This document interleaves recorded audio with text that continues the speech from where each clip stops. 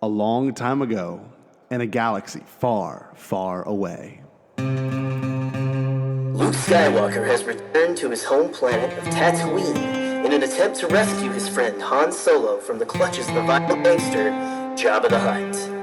Little does Luke know that the Galactic Empire has secretly begun construction on a new armored space station, even more powerful than the first dreaded Death Star. When completed, this ultimate weapon will spell certain doom for the small band of rebels struggling to restore freedom to the galaxy.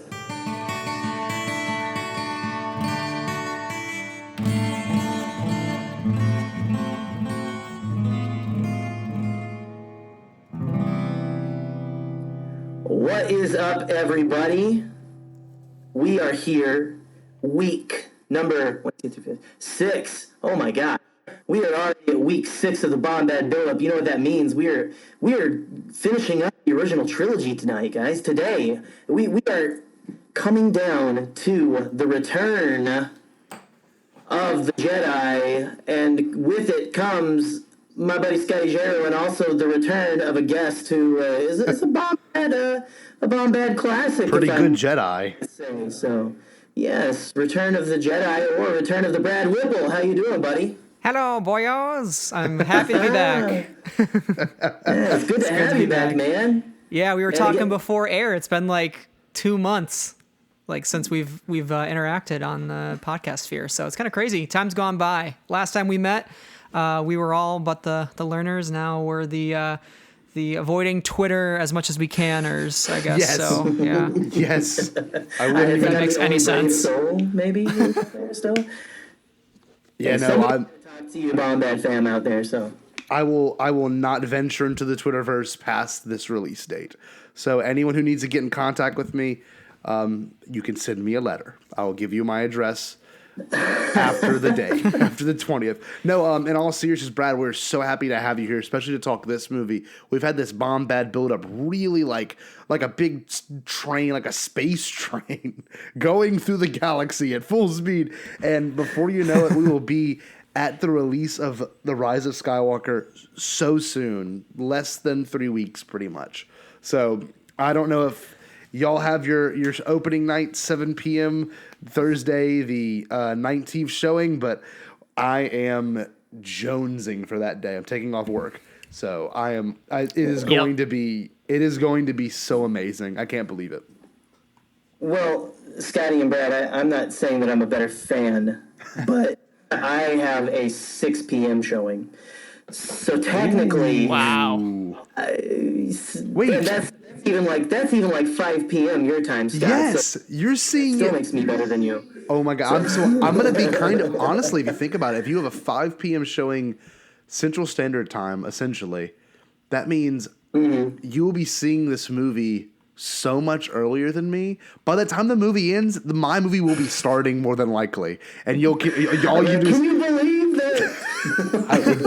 I would drive up that evening. You trust me. Could you imagine? No, Brad, are you ready for that? Luke's evening? father? Yeah. Hey, we all know Bendemption is happening, so we don't have to even worry about spoiling that. So. Interesting it's not a spoiler statement. I know Brad's a big fan of that train, and you know what? This idea of redemption will definitely be brought up in this episode. This is the movie for redemption. But I guess with that being said, Brad, we're so happy to have you here. Let's get into it. So, this entire Bombad buildup, we've had guests who love this movie, who love their own particular movie be on the show.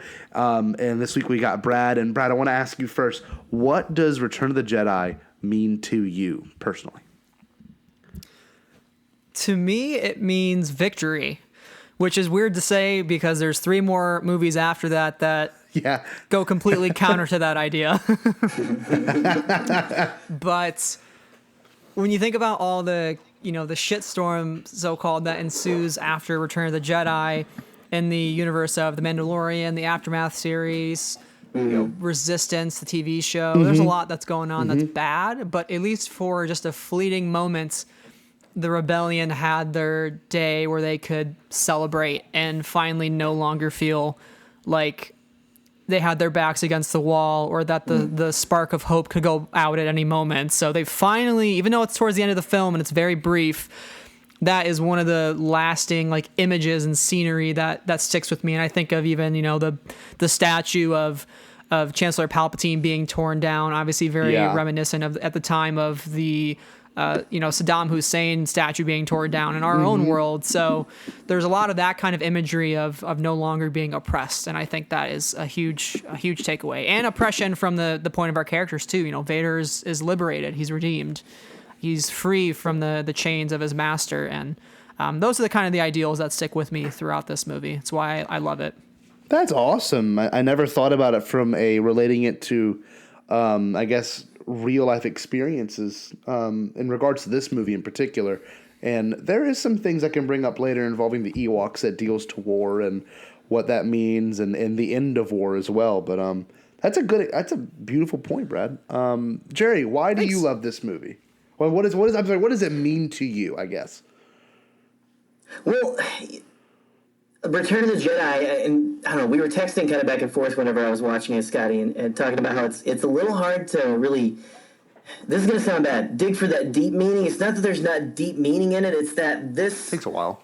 End of the story for a while, like we've been talking about, and so, but just, I don't know, this movie I think it was probably my favorite when I was a kid, and has moved to about my third favorite, but it's even these movies when you kind of like rank them, it's just I like this one. I watched this one less than I watched this one, but I don't know, man. There's just things about this that have really grown on me. Like, I will listen to the Battle of Endor tracks, like Battle 3, and just that entire whole end score by John Williams, Mr. Williams, and just I don't know, man. I get emotional, like especially the part where Luke is hiding underneath, and not to jump ahead, but the part where Luke is hiding underneath the platform, and Vader's underneath, kind of taunting him, saying, oh,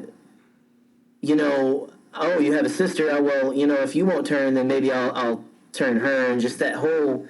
The emotion in that, and like Luke popping out and going to town on Vader, essentially. I don't know, man. I think what gets me about this movie, what I love about this movie, is probably that final battle, that battle for the soul of the galaxy. Yeah, and that's about all I can gush right now without just spiraling into tirade. Well.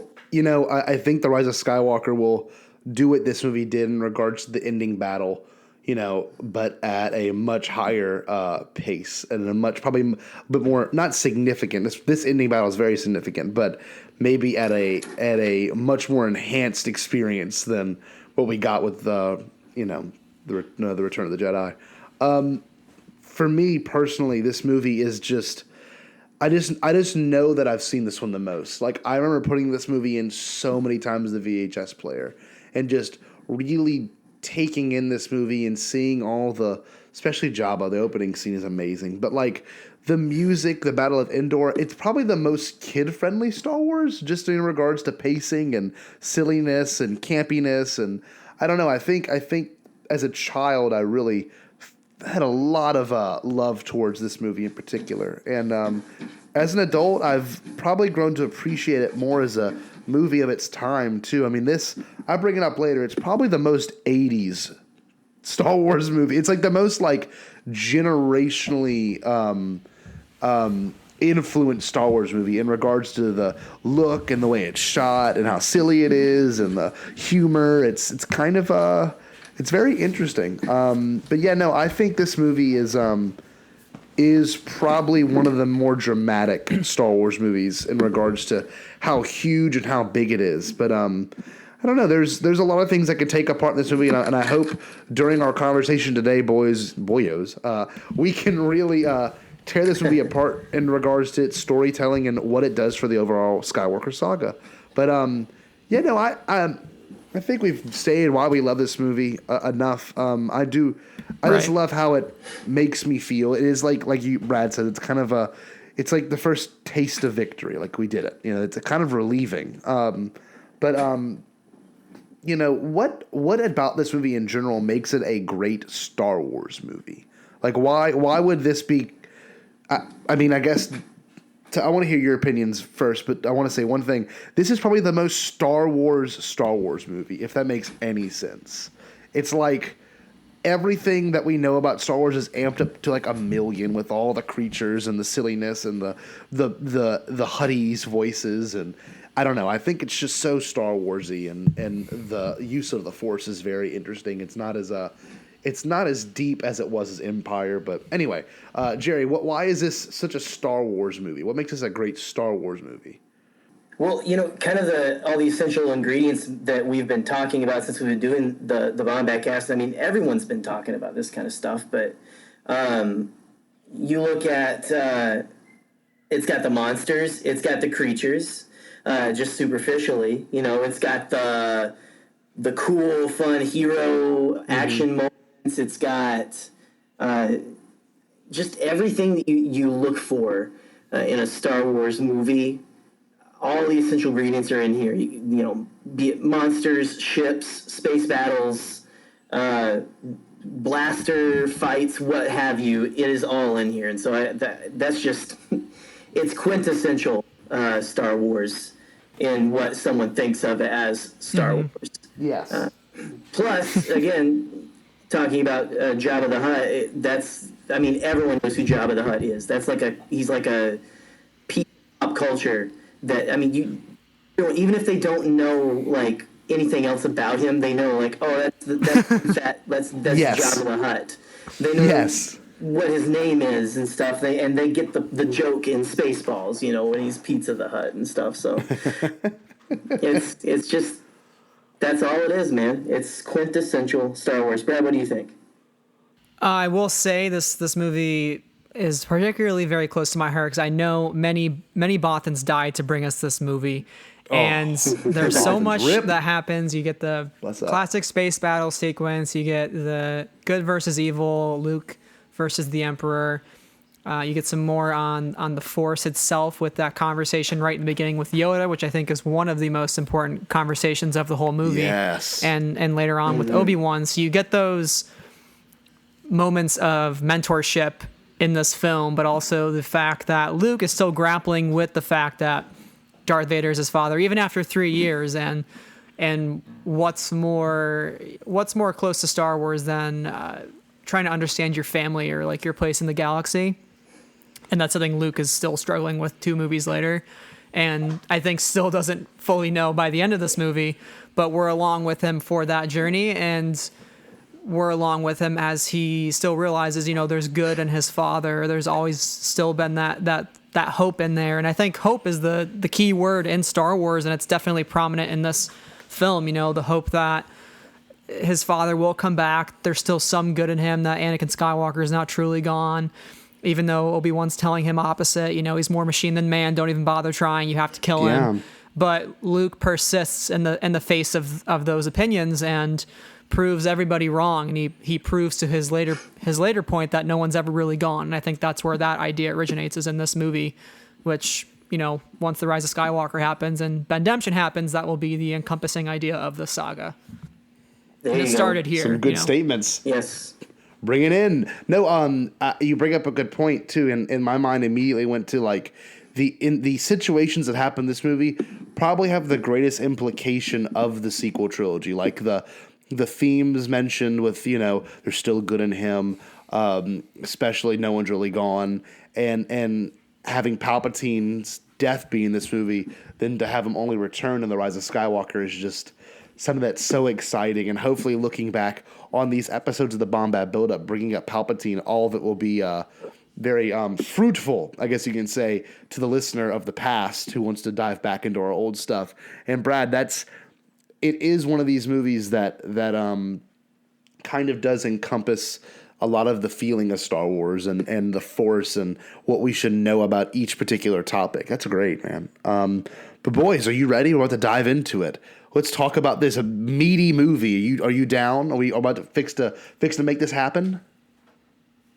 Let's do it, man. Let's get into it. I'm ready. Diving into it like the pit of Carcoon. Oh, snap. Here we go. Awesome. Okay, so the main thing I want to bring up is where are we in this chapter? What is the state of the galaxy? So usually I have something written, but it's simply stated the galaxy still is at war. We still have a Star War occurring, and we are the rebels are apparently still on the run. Han Solo is still in Jabba's palace.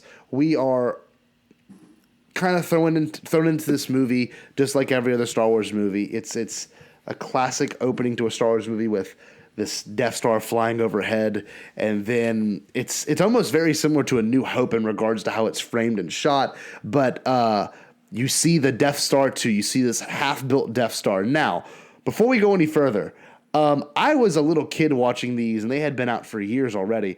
Did anyone have any misconceptions about the Death Star 2? Like, I had a lot as a kid, but I guess I didn't pick up on the lines that it was under construction and that this was a new Death Star. But as a kid, I thought it was the old Death Star just blown apart, like when it exploded, like a chunk of it exploded, and they just have the other part left over. I didn't know. What about y'all? I had no idea.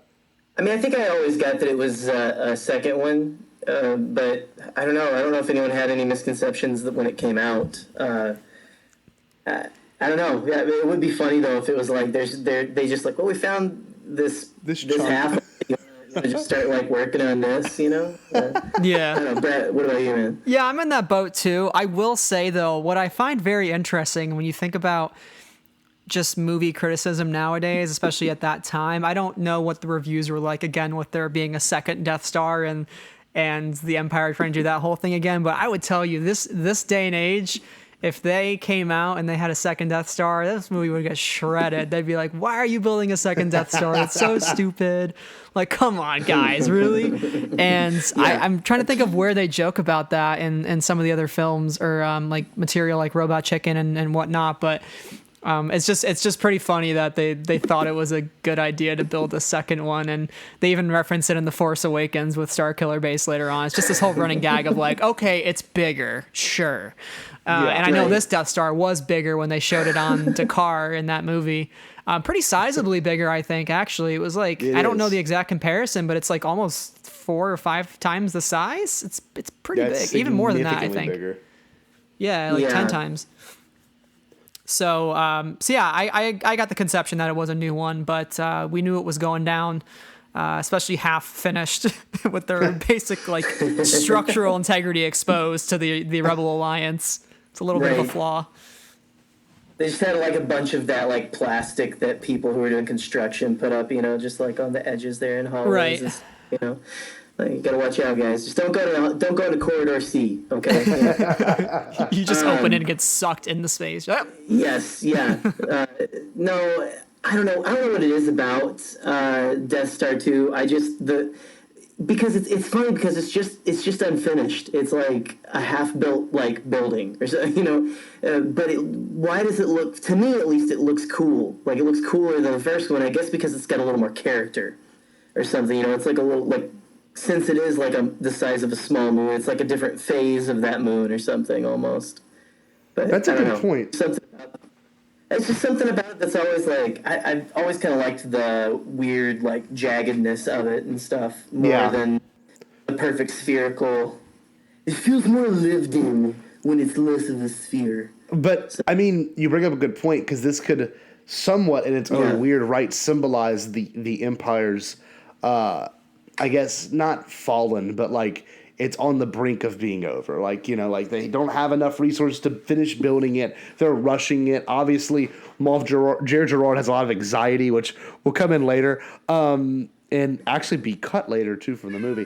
I think it's kind of more symbolic that it's not finished and that this war is really taking a toll on both sides, and the Empire can't even get their stuff together, you know. But we get a shot of an Imperial shuttle kind of coming down. I love that design. That's still to me as a kid, like, I wish I had my Lego from whatever year, like 2002 when it came out. I loved that design, even as a little kid. But we meet a character, Moff Gerard, and I think Jerry and I can both agree he's probably our favorite Imperial officer. At least I know he's mine. What about you, Brad? Gerard, is he? So he's the one right in the beginning. You said. Yes. Yeah. Ooh, double alert. Yeah. He is, yeah. He's a little scaredy cat, honestly. He just, Yeah. I don't think he was expecting Vader, and he definitely was not expecting the Emperor. No. I get the impression he's kind of the guy that's like thought he had a lot more. He thinks he has a lot more time. He likes to probably plan things out very strategically. He doesn't like to rush things, and to have all this happen at once is very overwhelming for him. I feel like he's the anxious type for sure, and I do enjoy him. I think I would say he's probably my favorite in the film. He's always one that kind of stuck out to me, that whole conversation when I was watching this movie as a kid. I just always enjoyed the dynamic between those two when he first got there. And I was like, ooh, I feel bad for this guy. I feel like he's in the wrong place at the wrong time right now, honestly. Like, he was just enjoying his Corellian farming at one point in his life, and then he just got swept into this war, and now he's facing Darth Vader, and he's like, I just want to go home and eat my beets. You know? I don't know. I relate to him a little bit. Yeah, no, Judge Dredd is great. I wrote in there that I wanted more of him, but if I'm being honest, Scotty, my favorite Imperial officer right now, I've been watching through the Freemaker Adventures with my 2-year-old, and there is someone on there who's like running Kashyyyk or whatever, and he tries so hard. He's like trying to make sure nothing ever happens where he's at, so he doesn't have to ever do anything. And it's a very fun, I don't know, like that's very non-canon, but I just loved that it was like an Imperial officer who was like, wait, no, we shouldn't make a big deal about this because then that means something's going on. And then, anyway. But no. Besides all that, that's basically Jar Jar too. So. Well, isn't he the villain in give me 1 second. Last Crusade, if I'm not mistaken. No, that's General Veers. Yeah. Is it Veers? Yeah. Oh. I mean, this guy's in something too. I just can't quite place it right now. So you guys listening, if you want to tweet at us on Tuesday and tell us how black we are, not to recognize We're fake fans. Clearly massive character actor. But anyway, no, dude, I don't know. Just that whole dynamic was really cool, and that deleted scene that we'll probably talk about later, or we can talk about right now, just how cool it would have been to, if you had left that in there, he would have been a little less cowardly, maybe. Yeah. And a little more like, this guy it's a guy with a conscience within the Empire, which would have been real interesting. Yeah, I wish we had saw that. That would have been... Yeah, it would have been kind of like a little more what we've gotten today in the new canon. Exactly. Honestly. Aftermath and Mandalorian and such. Totally. I really have always liked one thing, too. I like how Vader's super shiny in this scene. Like, the second he steps up and that steam goes away, yes. and he's, like, just glossy. Like he legitimately, his suit had just got buffed by some stormtrooper. Like, on the way, like, made me look good. And when he walks on this thing, it's like all the lights are like, boom, right off of him. He looks amazing on that dark suit. But I wrote the notes how Vader's dialogue right here makes Palpatine, I guess the Emperor, as we know him, one badass dude. Like, he's like, he will not be pleased. He is coming here. He will be here soon. Like, it's very much like, if someone from corporate was coming to your office or your business, you're like, oh God, we got to like clean up the store. We got to like, I like that aspect. Even simply the line of Vader's where he goes like, the Emperor is not as forgiving as I am, which is hilariously scary when you think about in The Empire Strikes Back choking out just like any Imperial officer breathes the wrong way, like he's gonna force. You gotta be like Veers. You gotta let Vader be able to get like 2 inches from your face and not flinch, and you'll. That's what you gotta be with Vader. But the Emperor, it's no dice, man. There's nothing you can do. So. Crazy. Jerry, you wrote in here about Palps venturing out of the Imperial Palace. I think it's a very interesting statement because Palps really didn't need to be on the Death Star to do this whole sequence. And I want to see why do you think that? Why do you think he's trying to get to Luke? Really? Well, I don't know. I think we were kind of talking about this last week with John about how with the whole rule of 2 thing. You wonder like why were they trying to turn Luke to their side. Either like Vader was trying to become the master, or Palpatine was trying to get a new apprentice. But you also have all of the instances in the Clone Wars where Palpatine's like, "Yeah, okay, Dooku, why don't you go ahead and take in that Asajj Ventress? She's a nice kid, and let's train this droid, this cyborg how to use lightsabers and all that." I mean, yes, it's the rule of two, but they kind of play with it. But when I wrote this, it was just kind of interesting to me because in new canon, you have a lot of instances where like Palpatine never leaves the Imperial Palace, and if he does, it's like very secret, and no one knows but Vader, and he's usually going somewhere with Vader. So it's just interesting to see him. I'm going to make a big show out of this and come here. Very Palpatine, very ballsy, very self-assured. Like I'm going to do this, but it is all to draw Luke out into. I think it's his final attempt to get rid of the nuisance or gain a new power with him. Joining their side. So I don't know, but I thought it was just interesting with what we've got in new canon about him being a recluse. So it just kind of was like, wow, okay, he really is trying to pull out all the stops with this one. Good point. I didn't think about that. Brad, any statement on Palpatine being kind of hyped up, and I guess he was seeing The Empire Strikes Back kind of, but like to really see him be such a frail old guy, kind of in its own weird right parallels Yoda, and Yoda being such a small and frail person. I think it's kind of cool. These masters we've heard so much about are actually somewhat, feeble old people, which is very much a theme in Star Wars. But what do you think, Brad?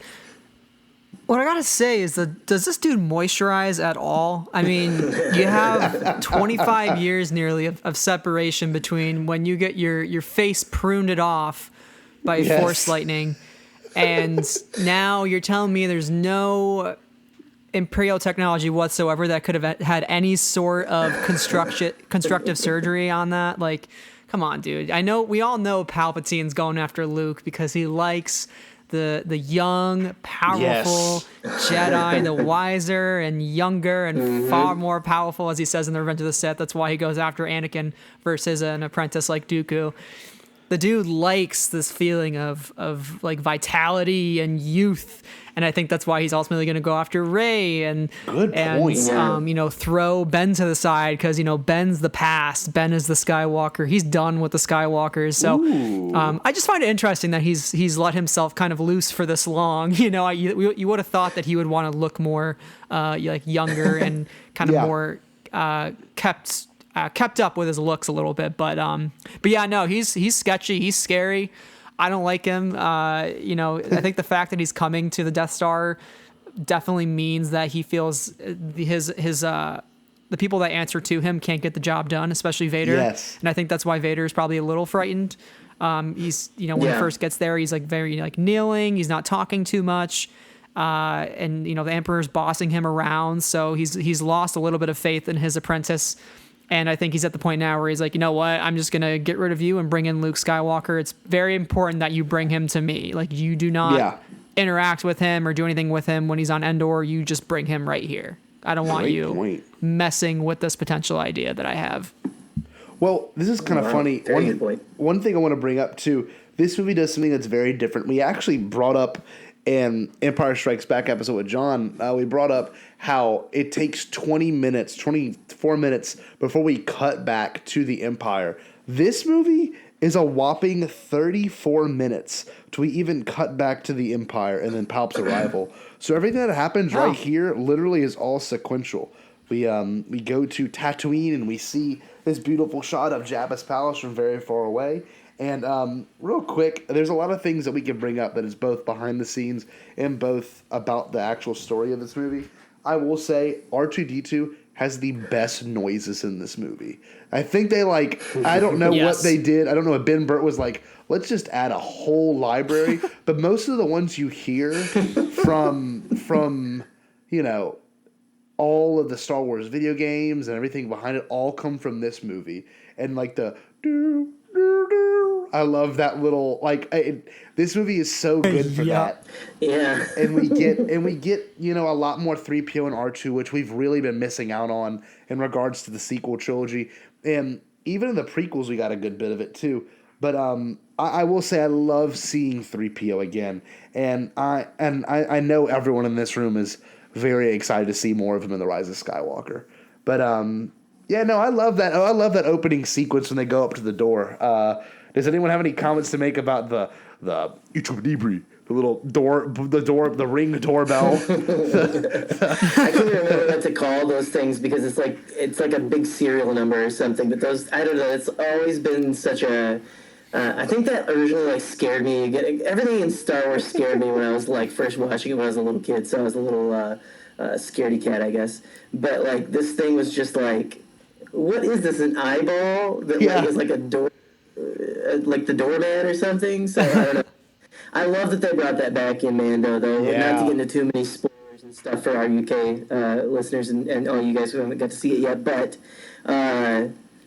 I don't know. It's just kind of an interesting thing that we'd never seen before. That I'm kind of glad that they're reusing it. So Yeah. Same look. Yeah, What that thing about you, always Brad? annoyed the hell out of me as a kid. I was just rip that thing off the wall. Come on. So I've been happy recently, but that's all I'll say on that. But it was always Jabba's palace as a kid is very strange and odd. I think because you're just. There's so much happening in your imagination, and there's all these different creatures, more so than we've ever seen in this trilogy up until this point. I mean, you got Boba Fett, you got Jabba, Bib Fortuna, the Gamorrean guards, then you got Max Rebo, who that guy definitely slaps. He's having a grand old time. He better have gotten off that sail barge, is all I will say.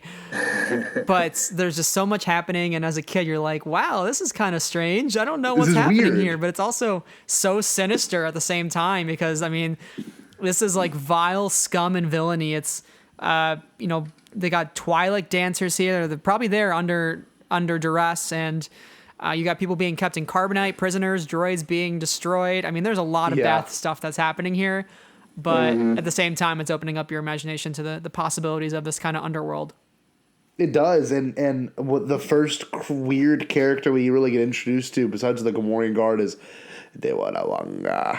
My favorite secondary character will always be Bib Fortuna, and it's just the way he caresses R2D2's head is just so creepy. He's like, no good choice now, and he's like, oh, Miki, and he's he just whispering, and it's and his little neck giblets. I'm like, this is weird. No, I was gonna bring that up if you weren't going to. What is up with those? They make me so uncomfortable. Do I have those? I don't know. Heck? Well, I'm looking at my Bib Fortuna, and these are just my flesh tags. They have it on the Funko So Pop. gross. And you know what? Bib Fortuna is the only Funko Pop from what I've seen that has a smile and teeth. So I like that Funko Pop. I wish all Funko Pops had teeth, but Bib Fortuna has this creepy, sharp teeth in his, and I just love his red eyes. No, his pink eyes, and his fleshy.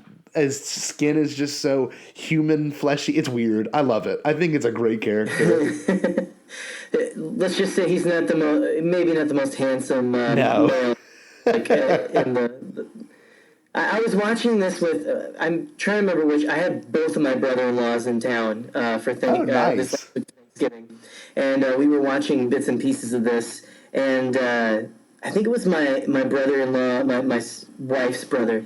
He was asking me all these kind of questions and stuff because he likes to ask questions about Star Wars to me. And he goes, "Oh, so those are Twi'leks, right?" I was like, "Yeah." And I said, "And Bib Fortuna is actually a male Twi'lek." And he's like, "What? Are you?"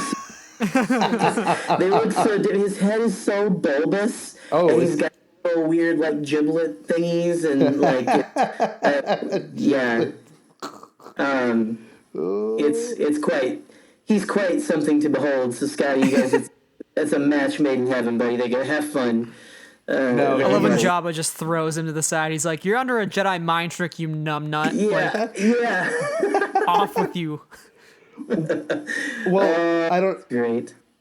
I just like that character, and you can see him throughout the Clone Wars a little bit, and you definitely see him in the Phantom Menace. But one thing I want to bring up that I don't think anyone else has brought that up. Maybe I haven't listened to enough podcasts, but the Return of the Jedi sequence is I'm sorry, the sequence itself. Whenever we first get introduced to Jabba, there's this weird Jabba Mozart music that's played.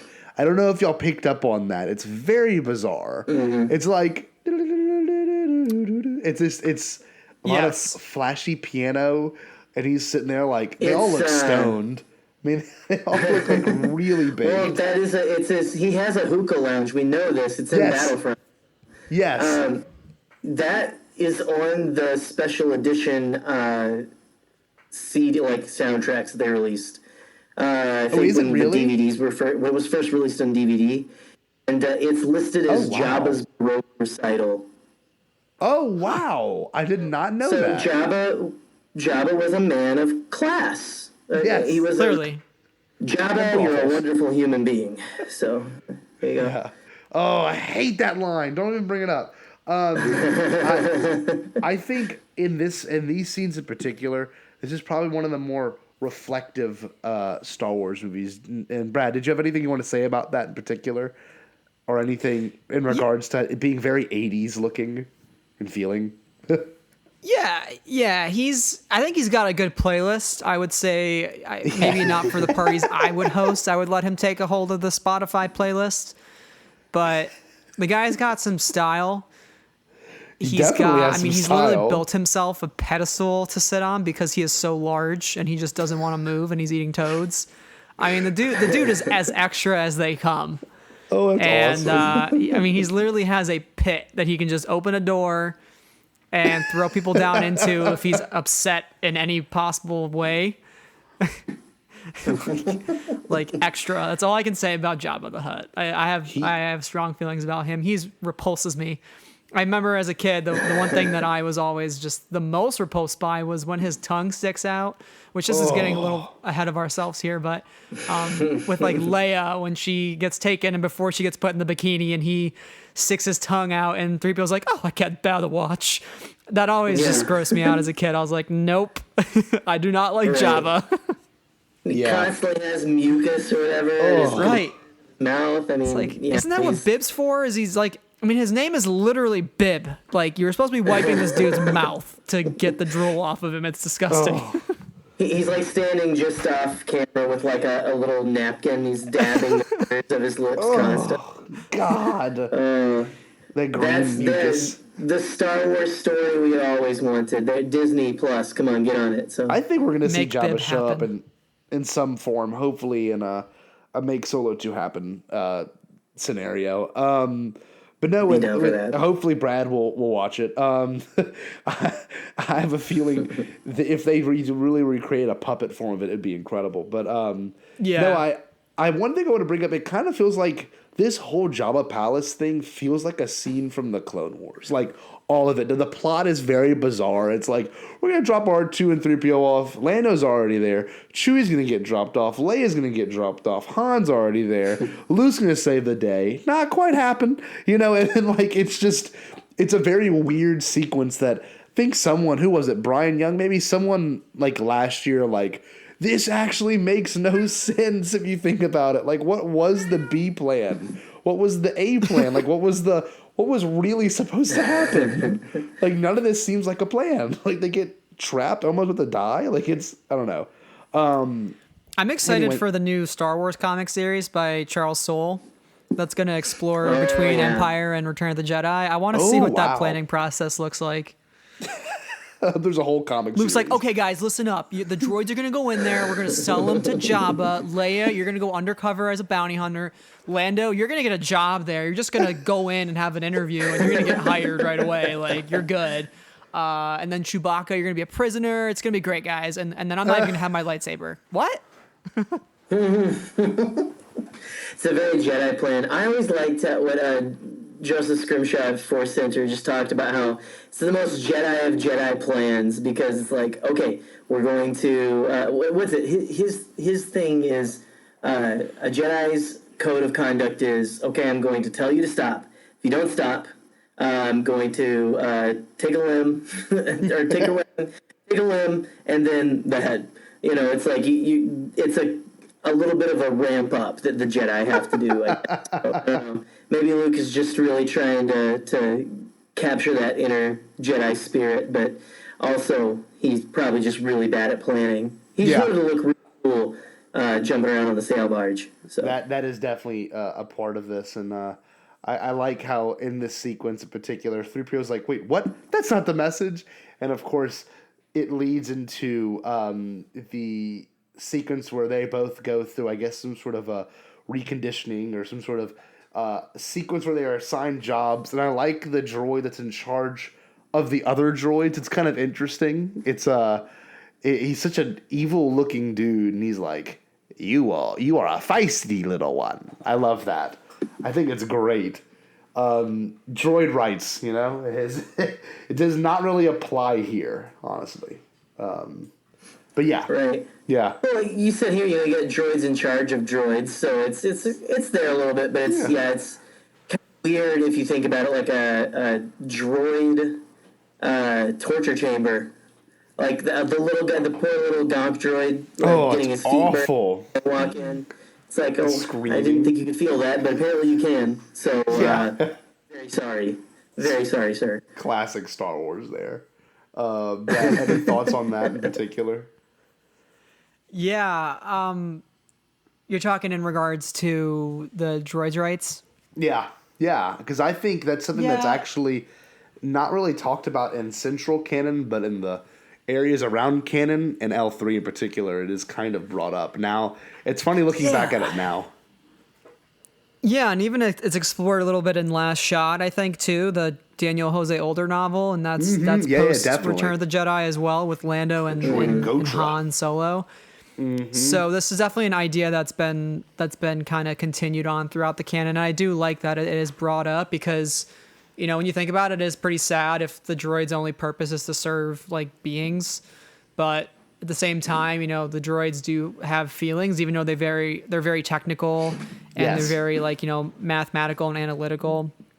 They still have some sort of emotion and attachment, and I think there's definitely a point to where you can completely subdue that in a droid. I mean, I look at a droid like K2SO, and there are a lot of KX series droids that are very formal. Like we see one in Jedi Fallen Order that is like completely just like, you know, you're past enemy lines, you have to be apprehended, blah, blah, blah, blah, you know, and they have certain programming that they align to. But like, you know, K2SO is able to go away from that programming and have personality and have spunk.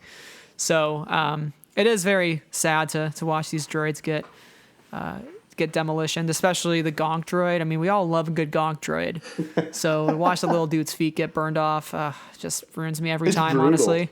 Sad. This movie has little moments like this in the Ewok scene later that you're kind of like, oh, and this is actually, I never thought about it. I'm sorry, I just had a realization. Like, this movie has several, like, 4 or 5 small moments in each, like, pivotal scene in the movie of, like, something you're kind of like, that's kind of sad. Like, the Gonk Droid's feet, the Rancor owner, him crying, the Ewok getting killed, and the other Ewok. That's the one that gets me. That's brutal. But I love that George threw those kind of weird things in. Then we get, oh God, Jerry, you can talk about this next sequence. Well, I'm assuming the way it's written in the notes, it is supposed to be read like this: "Freaking Jedi rocks!" All right. Okay. So we've got the whole dance sequence, and really, all this really leads to is poor Ula. Speaking of going, that's sad. Another sad part. I guess you're right. Jeez. But there's a little song that a lot of people really don't care for called Jedi Rocks. I don't really mind. It's like Dave Matthews Band in space. Can I tell you how I learned about it? It is what it is. Do you mind? Look, I gotta tell Brad. No, go ahead. Brad, I never had watched the DVD versions ever, or the Blu-ray versions ever. I only watched the VHS, THX versions, okay? So here I am. I had heard Jedi Rocks on the 2005 Battlefront 2 when you do the, what mission is it called? When you play on Tatooine, Mos Eisley, and you can play as With all the heroes and stuff. And they played Jedi Rocks. And in 2005, in third grade, I was like, this slaps. Like, this is amazing. I never heard this song before. Oh, no.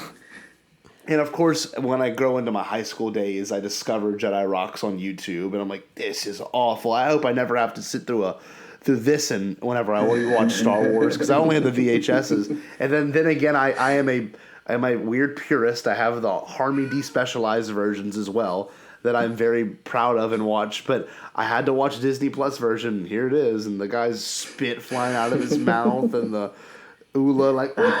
Gotta love that Jow Yowza, man. And then the three. A cat, man. The Rhodian and the other two lady singers are all like unbelievable. It's unbelievable. I wasn't even mad. I was just like, why? When did Star Wars disappointed. deviate? This is more Disney than anything Disney has done to Star Wars. Like, oh my God, I know. My friend, that was there in good old 1997. So that's why I laugh when people are like, "We need to go back to the old Star Wars." I'm like, "That's your old Star Wars." Exactly. McClunky is exactly the spirit of Star Wars. Oh my God. It is. Like J.J. Abrams would never pull a stunt like that. I'm sorry. Like, I mean, as much as I love the creator and the maker George Lucas, he has some questionable additions on the special edition or a special trilogy, and I know what he was going for. I know he wanted to play in the sandbox of add whatever he could, but you know, it's just, oh God, this is the kind of thing that just lowers Return of the Jedi slowly on my list every time I watch. You know, okay, I'll say it. Yeah. Loppy Neck definitely slaps. I like me some Loppy Neck. I feel like I am the only freaking person who does not hate Jedi Rollins. You probably don't. It's because you look like that guy. I don't hate it. I'm just like, I don't know. That was the version I saw. Maybe it's because it's the first version I saw on the big screen. That might be it. I don't respect know. that. It's also probably because I'm an annoying person, and so that it doesn't really get to me. So, you know, it's ineffective. It just like hits like a force field and then slides right off. So one of the first tweets I ever put out making fun of Jerry was the one of the guy singing Jedi Rocks, and I said, "Oh my God, I now know why Jerry likes the special editions." And this alien looks just like Jerry to me. Just the way he's. Oh, thank you. I'll take that as a compliment. Of course. Yeah, it means you're canon. I mean, that's a good compliment. Big flat nose. No, I like Slice Noodles role in this sequence as well with her mouth. Like it's, I don't know. I know that George. Don't tell me you never wanted to look straight down her tube mouth. I mean, like. Yeah, no, that was always been a dream. Yeah, man. It's like I wonder what the inside of her mouth looks like. There you go. Spare myself an image. Just for good measure, here's Jow Yowza, and here's a little turtle guy playing the harmonica, the space harmonica. Okay, dude, that is. Oh, it's I just love Star Wars weird, like weird. Me Star too. Wars. I do. There's nothing more weird than friggin' Jedi Rocks, man. It's like, hold on. We gotta take a short break in this here Star Wars movie to do a Muppets musical number. So here we go, and it's not even Muppets; it's more of a Pixar number, of course. But the effects could be updated a little bit, but they held up a little bit for me on the Blu-ray, especially because they made the colorization look like the old VHS. Yeah, they have. It was a little less shocking, jarring. I don't know. What can I say? Because I like it. So one thing I want to bring up too is the one thing I don't like about it is how like the harmonica man starts a song and the singer's like nah. And I'm like, oh, probably better than what you're about to play. But you never heard that? You never had done that? You know, in the venue. It's a Kanye West moment, honestly. He's like, no. I'm gonna let you finish, but hear my song first. It is kind of like Max Rebo had the best song of all time. He did. It is like Max Rebo slaps. I mean, why didn't they just get Figure and Dan to go do that set? But anyway, but real quick, before we're off of the band, let's go to our good boy Max Rebo. Feet or no feet? Because apparently that's a debate these days. Does Max Rebo have feet like the actor? I had a plush of him with feet. Or does he not? I had a plush with him with feet. Yes, he has feet. Well, see, I did too, but apparently the character, I don't know where it was. It's like some older people are like, no, he just had the hand. He was playing with his feet. And that was the thing. Like he was sitting on top like a pad. I know, I never knew this was a controversy until like this year. He had holes in his fingers. That's like the little suction cup stuff. Yes. I say I like the thought of him with feet. I don't think it looks like, what is he, Saboba? Like walking around feet. He would literally look like one of those Muppets. Those phenomena. So, See, looking at the Lego action figure of Max Rebo, it shows he has feet. Yeah. Right. You know? Oh, yeah. We'll see, and there's a lot of action figures where he does, but I was listening to a podcast or something, and they were like, no, he didn't have feet back in the day, like the puppet or whatever. Anyway, I think we are all on firmly in the team feet here. Yes. Yeah. Max Rebo has feet. If you guys take anything away from this episode, it needs to be that Max Rebo does have feet. The title of this episode. Oh my gosh. Can that be the title of this episode? I know it's the Bombad Buildup. Can we have like a hyphen or something? I will make sure the first statement of the description is Max Rebo has feet. I'm running it down right now. I am starting the hashtag. Whenever I'm promoting this episode, guys, today I'm starting the hashtag Max Rebo has feet. Join me. Speaking of feet, this is a very terrible transition. Leia walks into Jabba's area and she has Chewbacca around her little hand, and she's actually not Leia, she's Whoosh. And I love the solo. I love the solo tie-in now. I think it's amazing with the thermal detonator. You know, and how Han told her the story, and having it actually work in this movie is pretty awesome. With he's holding a thermal detonator, and then Odara. It's so weird. It's so Star Wars though, and I really dug it, and it's kind of cool that we see Han and Carbonite and everything too. But yeah. What'd you want to say, Brad? Thinking of Lady Proxima. That's not a thermal detonator. That's a rock, and you just made a clicking noise with your mouth. Can we get another special edition where like Lady Proxima is just kind of hanging out in the back, like with like sunscreen over her face or something? She's got like an umbrella and goggles on, UV 150. Just have her like heckling from the back. Don't believe it. It's a trick. Bad dad done that. I like how this is like a mystery character in this sequence when it's really not the case. Later, of course. And the reveal of Lando is pretty amazing in this scene as well. If I'm not mistaken, it's during this scene, right? It's kind of tongue-in-cheek. It's like after they're taking Chewbacca to the dungeon. Also, shout out to Solo Star Wars Story for showing that was a costume on Skiff guard. Falcon or something. Yeah. I don't know. It was just such a cool little, I freaked out whenever I was watching. That was amazing. And Beckett was wearing Lando's disguise. Like, oh my gosh, it was so cool. Right. Yeah. Yeah, that was probably one of my favorite callbacks to Solo as well, which explains a lot in terms of like how the plan got set up for this movie. It's like, okay, he had the outfit, so it was easier to apply for the job in that outfit rather than Lando going in there, no disguise, being like, hey, can I work here? Right. Jabba's like, is that you, Lando? No, it's not me. Hey, go grab one of the Tusk helmets from the back. Well, I like how unnecessary when Lando leans into the shot and he like pulls down his mask to look at, I don't even know. It's very tongue in cheek. It's very much like, we gotta show it to him. How are we gonna do it? And he like looks in. He's like pulls his mask down, gives us very kind of like off camera, like barely looking off camera. It's amazing. It's very space fantasy Saturday morning serial. But also you're like, oh, Lando's here too. It's kind of relieving, like Chewbacca's here and he's in trouble, but at least Lando's here.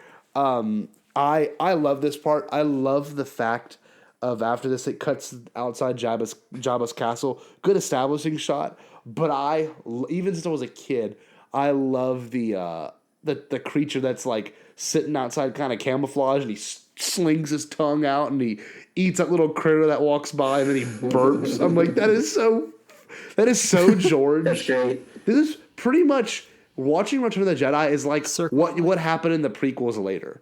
You know what I mean? Like just like the silliness of it. Can you imagine if there was this much belching in Wars movies, though? You know, I mean, like, sheesh, this is the most, right? I mean, we got a fart in Phantom Menace, but besides, I haven't brought that up in a long time, though. The fart joke in the Phantom Menace. So there you go. Call back to you, hardcore Bombad listeners. So. Yeah, Geeks and Gamers would probably have like a 4-hour video about it. Why do you have belching in Star Wars? Kathleen Kennedy likes belching, so they put it in the movie for their whatever agenda, their belching agenda. Their burping agenda. Oh, God, I can't believe it. To show that women can burp. And it's not true. I know, my mom never did. Yeah, I'm looking forward to seeing what happens with The Rise of Skywalker in terms of silliness and just typical Star Wars. Like in terms of belching? Yeah, in terms of belching. Over under 50%. Will we get a belch in Rise of Skywalker? One. We'll get one. And it's going to be from little tiny dude. What's his name? Frick. Yep, Babu Frick. He's going to burp. I was just thinking that would be who of all belched, the... sure. Don't know why. You know what? We did. I'm going to go all in.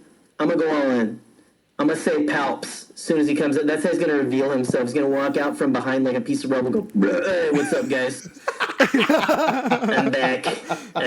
He's going to be like, I've been holding that one in for 35 years. Yeah. I've been really trying to be quiet over here, so I'm just going to let it out real quick. We kind of did get... A moment like in Austin Powers or something. You know? Well, we did kind of get the silliness like of the Suka in the second episode of The Mandalorian. That's pretty silly and disgusting, so... I mean, they're still holding true. True. They're still holding true to that weirdness. But one thing I wrote in my notes, I don't know if y'all agree, but the job of seeing this part where they're all sleeping together is like a giant brothel. I don't like it. They're all like it all looks very slimy, and they're all sleeping on each other. Like you can look and you can see the oh God, who lives on Mon Cala? The how do I know this when I'm watching Mando? Sorry, you're talking about the not the Mon Calas, but not the Mon Calamari, but the Quarren. What's wrong with us? We know this.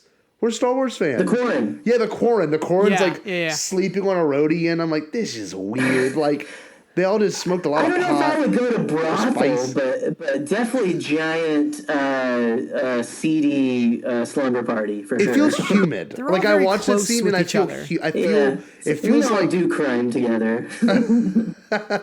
It just feels humid in that room. I just don't like it. You can. This is the only Star Wars movie that it could be in smell-o-vision, and it doesn't. You can just sense the body odor that must be in that room for sure. So yeah, definitely. And I like that Leia walks in and immediately makes noise. I think it's hilarious. I think that probably woke up. It's that darn helmet. It's small. One thing I will say is that maybe not as a kid, but like now that you think about it, do you think anyone was like, "Oh, that's totally Leia" when they first watched it, or is this like a kind of a small reveal? I don't know. I think it might have been a very subtle reveal. It's been it's hard whenever you think about Star Wars reveals like the original trilogy because I feel like it's been a part of my life forever, but I feel like I didn't know. What about you?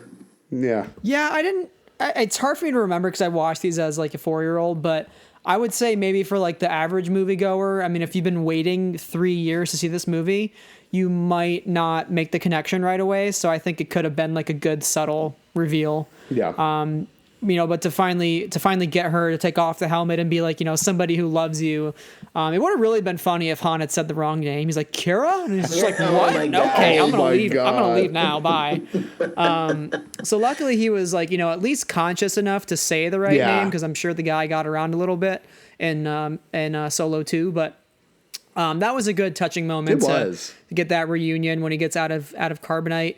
The actual process of being removed from the carbonite always kind of weirded me out, like his mouth coming through and like the redness of everything. I was like, dude's getting sunburnt right now somehow. And then eventually he wasn't, but that's what it looked like to me as a kid, at least. Yeah.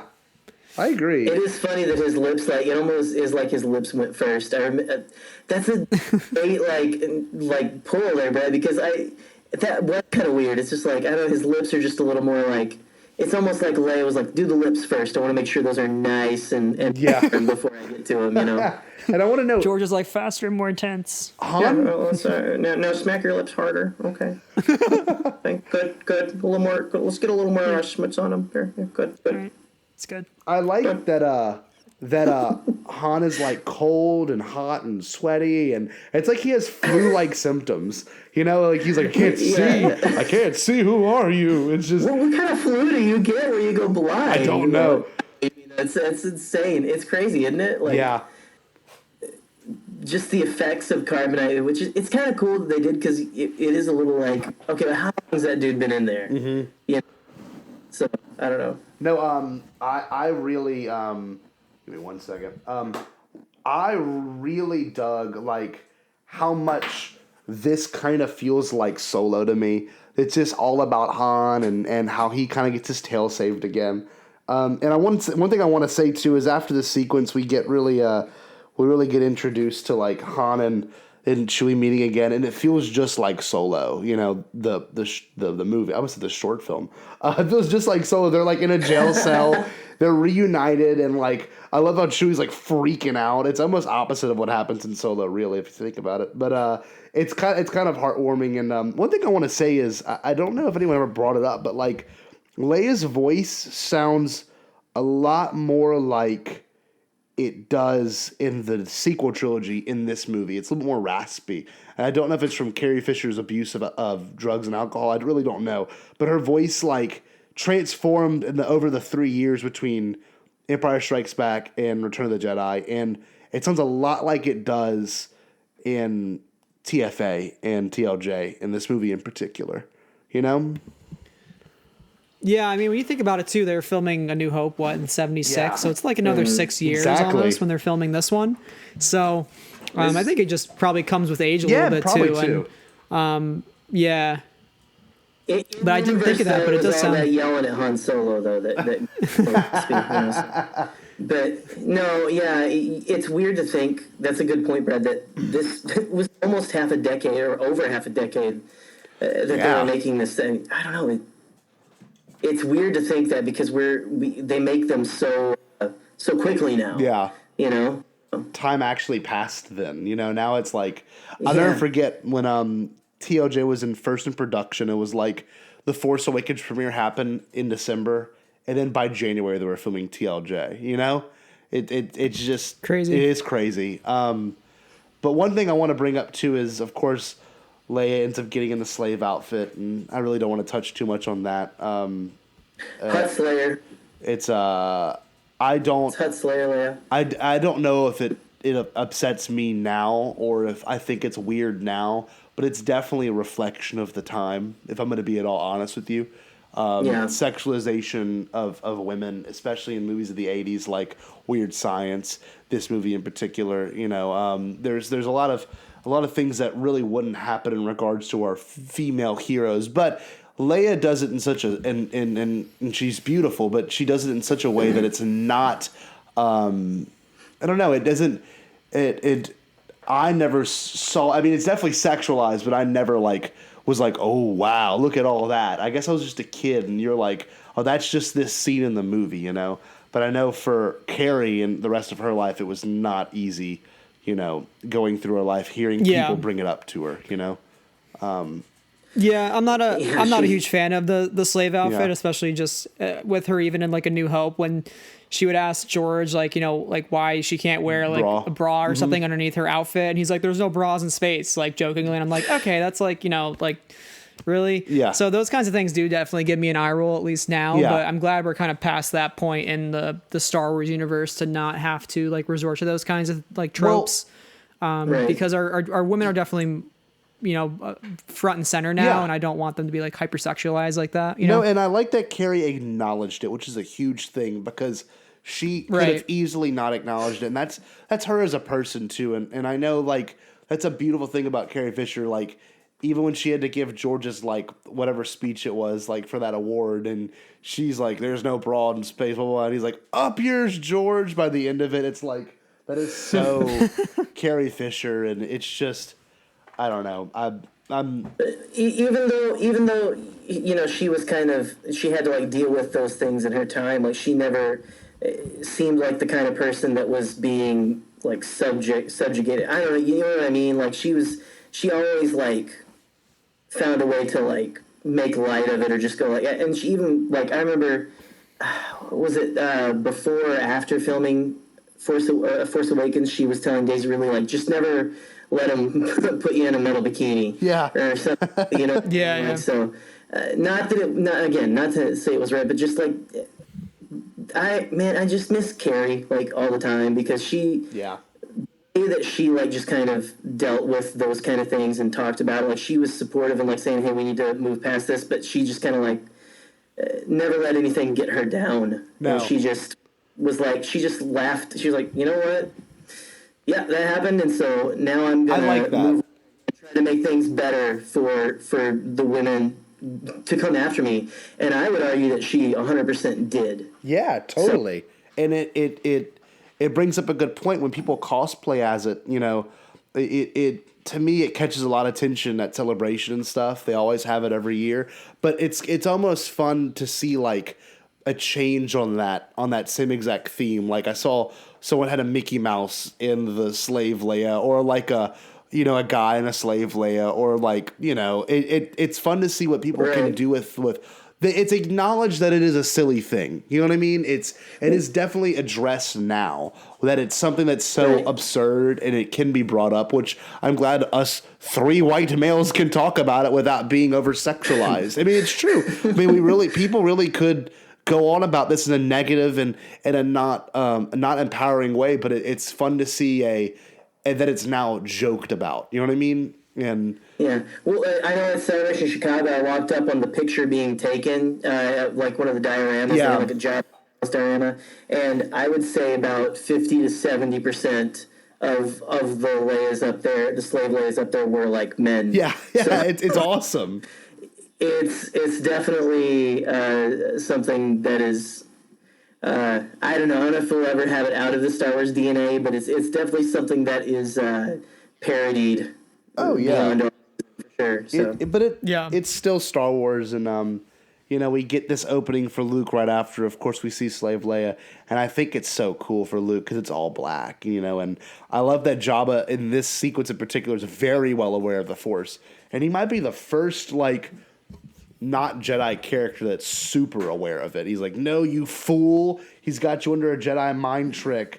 And, this sequence in particular really paints Luke to be a badass. And I don't know how much I want to talk about the Rancor sequence, but I think it's a great sequence. But to me, it's just like another filler suspense moment in the movie. And it's hyped up, of course. And this is where it feels like a Clone Wars episode, Feels like an episode of The Mandalorian or something. It's just like these little tropes that are brought up, like you keep saying, Jerry, like a Saturday morning cereal. It's just like these silly little things that happen. Yeah, man, this like that's one thing I love about Return of the Jedi is it feels just like the most like Saturday morning cartoon like fun. Yeah, like I'm watching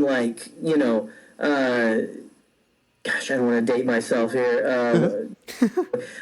Just like getting up and watching like your favorite, like they used to have like fun like action cartoons like Teenage Mutant Ninja Turtles and stuff. When like the real Ghostbusters was my jam, man. Yeah. Just like watching your heroes another week, just like, oh, they're in more trouble, But I don't know, man. It's like Empire kind of set the bar for like giant monsters and stuff like that. And we don't have quite as large of a monster as the Storm, but just. I've always loved the Rancor, man. The Rancor is so freaking cool. Like I remember when they came out with the I don't know if it was the Power of the Force version of it. But I remember that as a set. The 3 3/4 scale. Yeah, I still have it upstairs in my tote of old Star Wars toys and stuff. And man, that thing still looks good. It does look good. Oh man, I that was probably my favorite creature for a long time. And I don't know, thinking about it right now, it's probably just because I'm all in Return of the Jedi headspace. Yeah. It's it's still pretty high up there. Yeah. That's just that whole sequence. I mean, that poor not maybe not defenseless Gamorrean guard, but he just falls down there and all he does is try to climb back up the tube. And It's awful. He slurps him up like vermicelli, man. Like he's just like his arm is sticking out, and like it's gone. Done. Just such a fun sequence, man. It's that whole thing is just so much fun. And of course, Luke just hides under a rock, which is that's what Luke does. He does it here. He does it in The Last Jedi. So. Damn, good point. No, Luke should pitch for the Yankees. I'm a Yankees fan. We need some good bullpen action. Get that man a rock. Put him on the mound. Gosh. 90 feet's nothing with the Force. That's all I'm saying. What an arm, right? What an arm. well, one thing I want to bring up, I love how ancient the storytelling is. Like, it's very Greek. It's very like ancient monster battle. Like, why can't I think of the name of the famous, not Oedipus? Oh well, it is gonna come to me later. Like Homer, Odyssey? Yeah, Odyssey. It's like the Odyssey. It's very like the Odyssey battling the Cyclops. Like that's what it feels like. But yeah. I love after the sequence, all of them are like all in Jabba's presence again, and it's like Luke and Han and Leia, and there's a little bit of banter between them, and I actually love and I think everyone has a soft spot for the Sarlacc scene. I think it's an amazing sequence, and with the build up to it, and Jabba, this will be your last, mistake or whatever he says to him, and then the lightsaber jumps out the air, and I don't know, I think it's a very cool and very Saturday morning serial feeling scene. It's just super bombastic, and I don't know. Does anyone have anything they would bring up about that moment besides Boba Fett's death? I think, which is significant, but does anyone have anything else they want to say about that whole build up? I think this is a very Jedi route to take, especially with Luke, because he gives him one last chance, free us or die. Yeah. Like, I'm taking the Jedi path right now. I'm telling you, you don't want to go down this route. Yeah. Like, it will end badly for you. And he gave him the warning. Yep. Nope, Jabba no basa, whatever the heck he says at some point. He does not want to budge, nope. And Green Slimy over there is gonna get his due when he gets choked out by Leia. One of the most greatest moments in Star Wars is just her killing Jabba the Hutt. It's awesome. After all the crap that they've put that crew through with having to hunt down Han Solo, and a little good redemption there for the crew to get rid of him. So no longer in the galaxy bugging everybody. Although I do wonder if the Hutt clan at some point does survive. Good point. Somewhere else in the galaxy. Yeah. There's got to be something going on. I think it's in this next episode of Resistance that maybe came out this week that we have a new Hutt. Yeah. Well, at least maybe he's not a part of the crime family. I think if I remember from the clip, he owns a casino or something, which I haven't seen it yet. We'll see by the time this episode airs. I may have seen it, but yeah, I don't know. I would love to see that. And again, just making reference to Leia's whole arc in Bloodlines, where Rin Riven Dai calls her the Hutt Slayer. Man, I would take the title of Slave Leia and just put Hutt Slayer on there. Yeah. I mean, that's just anyway. Yeah. But I friggin' love that title. Is so cool. Because she takes him out. I don't know. She is. That was. I don't know. That's just such a good part. I can't gush any. I've already said, Brad. That was great. Well, one thing I want to bring up too about Boba Fett. There's so much speculation in the air as if he's dead or not. I want to hear everyone's opinion here because I've never asked anyone this on the pod before. But Brad, do you think Boba's dead, or do you think he might have made it out, or what do you think? I think it's the last we've seen of him. However, I don't think that he necessarily died in the Sarlacc. Yeah. I think if he could have escaped, he would have been way too wounded potentially to live on. But I know it's kind of hinted at in the Aftermath series that someone may have potentially stolen his armor out of the Sarlacc. So, because I know at least the traders on Tatooine recognize the pattern or the color scheme of it. Mm-hmm. So I think his name's like Cor Vanth or something like that. So I think he's long gone. I don't think we'll see him again. However, I think we will probably catch him in reference or in name at some point, especially being, the son of the person who started the clone army. So the Fett name is obviously a very important one in the galaxy of events that have happened in the last, 40 to 50, 60 years. Yeah, I agree. Jerry, anything about Boba? No, I mean, I think he's alive, but it's not because I'm kind of in the middle on this. I don't I don't hate Boba, but I'm also like, Boba Fett or die, Yeah.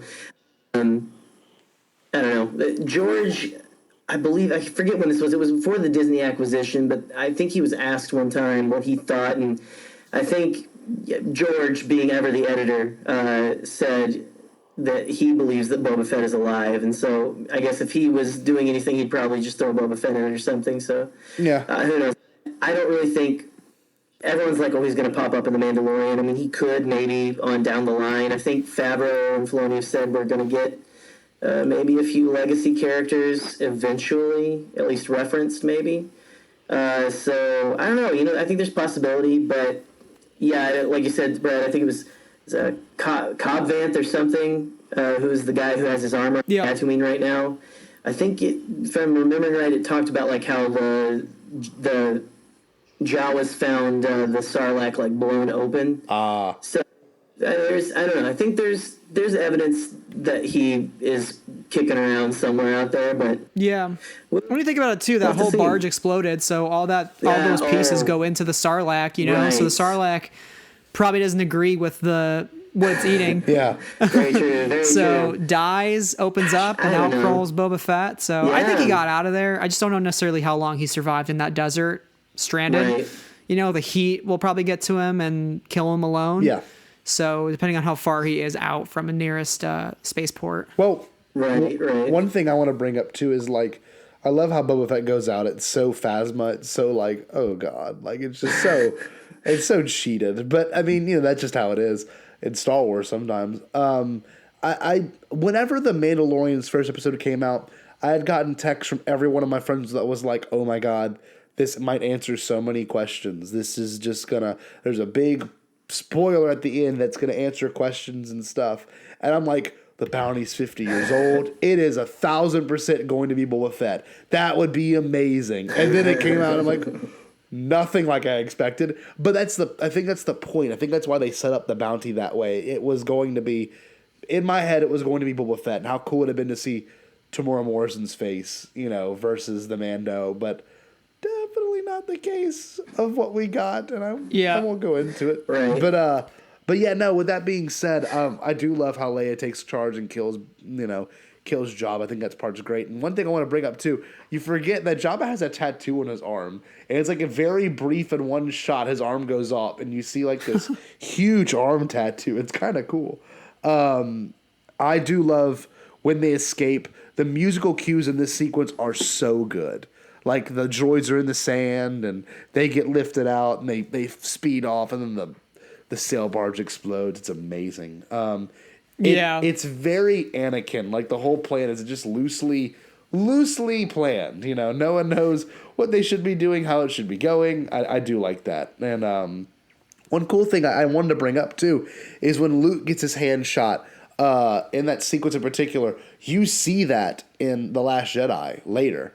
It's amazing. You see like his hand being damaged.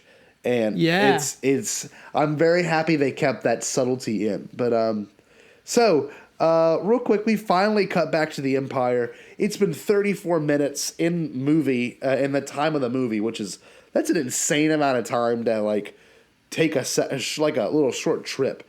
But Palpatine arrives and the music is so good. And he says one line that I think is very interesting. "Rise, my friend." Says that to Vader, and I never thought of them as being friends, but I guess they are friends. Now, I want to ask you about this. This is interesting, because it dawned on me watching it. Does Palpatine really care about the Death Star? Like, Vader obviously didn't give a single crap about it in A New Hope. But do you think Palpatine, I guess for the sake of ruling the galaxy, but like take a step back and think about it. Do you think Palpatine really cares for it, or is his end goal Luke? What do you think, Brad? Well, that answer could change depending on what happens in this next movie. Right. Because I don't know if we'll get any sort of explanation as to his larger plan this whole time. because I know there's a couple of lines that he talks about in here, saying, everything is going as I have foreseen. Yeah. What is everything? It's not just the Death Star. It's not just Luke. I think there's this larger plan that's been hinted at for so long. And when you think about something like a World Between Worlds and this idea of achieving immortality, he's always been very obsessed with cheating death. Yeah. That's very important to him. And again, getting all these like young apprentices to be his second hand is very important to him because he wants to retain his youth. That's something that he very like much prides himself in with his wardrobe and everything else. I mean, so I think truly at the end of the day, he doesn't care about the Death Star. He realizes that there's a larger purpose to everything. And even if this fails, so what? Because you got to imagine they probably should have put more of the Empire on that base, having known it's half finished and like Luke Skywalker's coming. Like, I get it might kind of play into the Emperor being overconfident, like Luke says, but at the same time, you got to have some sort of plan. And I mean, he does. He has a contingency plan. So clearly the Death Star wasn't the last resort. It's not the most important thing to him. Right. So I think there's a lot more going on larger scale, and the Death Star doesn't really scratch the surface. Yeah, that's a beautiful statement you made about, in particular, him being, hey, he's a pretty busy dude. I mean, he's always thinking about the next step. And I don't know. I think the Death Star is one of those things that might have just been a small step in his grander scheme of things, and it really did help during the battle, but that's about it. What about you, Jerry?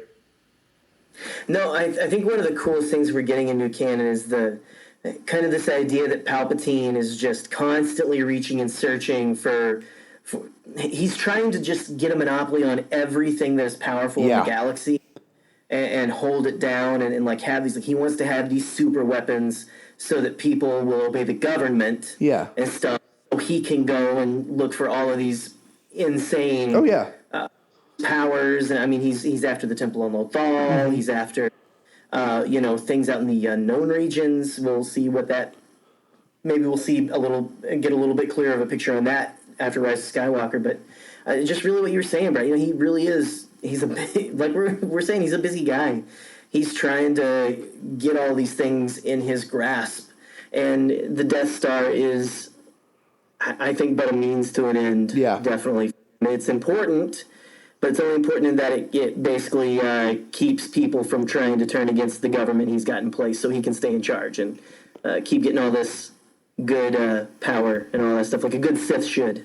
Definitely. I think a good thing to be brought up is he definitely has a plan for every little step of his process, and he even brings up like how only we can turn him to the dark side. It's an interesting statement, because I guess if Vader can't, then Palp will, or if Palpatine can't, then Vader will. It's interesting, and one thing I like is, we'll see it later, Vader doesn't want to hurt or turn Luke to the dark side. Like, you can just tell. He is trying to avoid that as much as he can. One thing I want to get into after this is, it's a very small character interaction between Palpatine and Vader, but it definitely sets the standard, because Vader bows before him, and it's you can see, oh, now Vader really is kind of like just another guy in this big battle too. He's not the ultimate bad guy. We see the ultimate bad guy. And then to kind of flip this interaction, you've got Yoda and Luke having a very similar interaction in Dagobah, but it's not as cynical and evil. One thing I wanted to bring up too in particular about this is Return of the Jedi might have some of the best character relationship development in all of Star Wars. Like, there's a lot of scenes that I forgot about, especially prior to this rewatch, that had to deal with like Luke and Leia talking about something very serious, Yoda and Luke talking about very serious stuff, Vader and Luke talk twice about very serious stuff, Palpatine and Luke talk about very serious stuff, and then it's sprinkled in with silly Ewok goodness. But it's like, it's one of these movies that, like, I mean, Empire Strikes Back, of course, had great development, but it's nowhere near as personal as this movie might be. It's kind of like they took the Obi-Wan and Luke discussion from A New Hope, and they just repeated it so many times to make it just as intense. But with that being said, we are now on Dagobah, and I love the lines that Yoda here, says here, look eyes so old to young eyes, 900 old comet, soon I will rest, forever sleep, earned it I have, which I think is kind of cool. I just saw Doctor Sleep yesterday, and there's a lot of that in the movie Doctor Sleep. So yeah, with that being said, how do y'all feel about this whole Yoda death sequence? Did it ever make you sad as a kid? I remember making me pretty sad.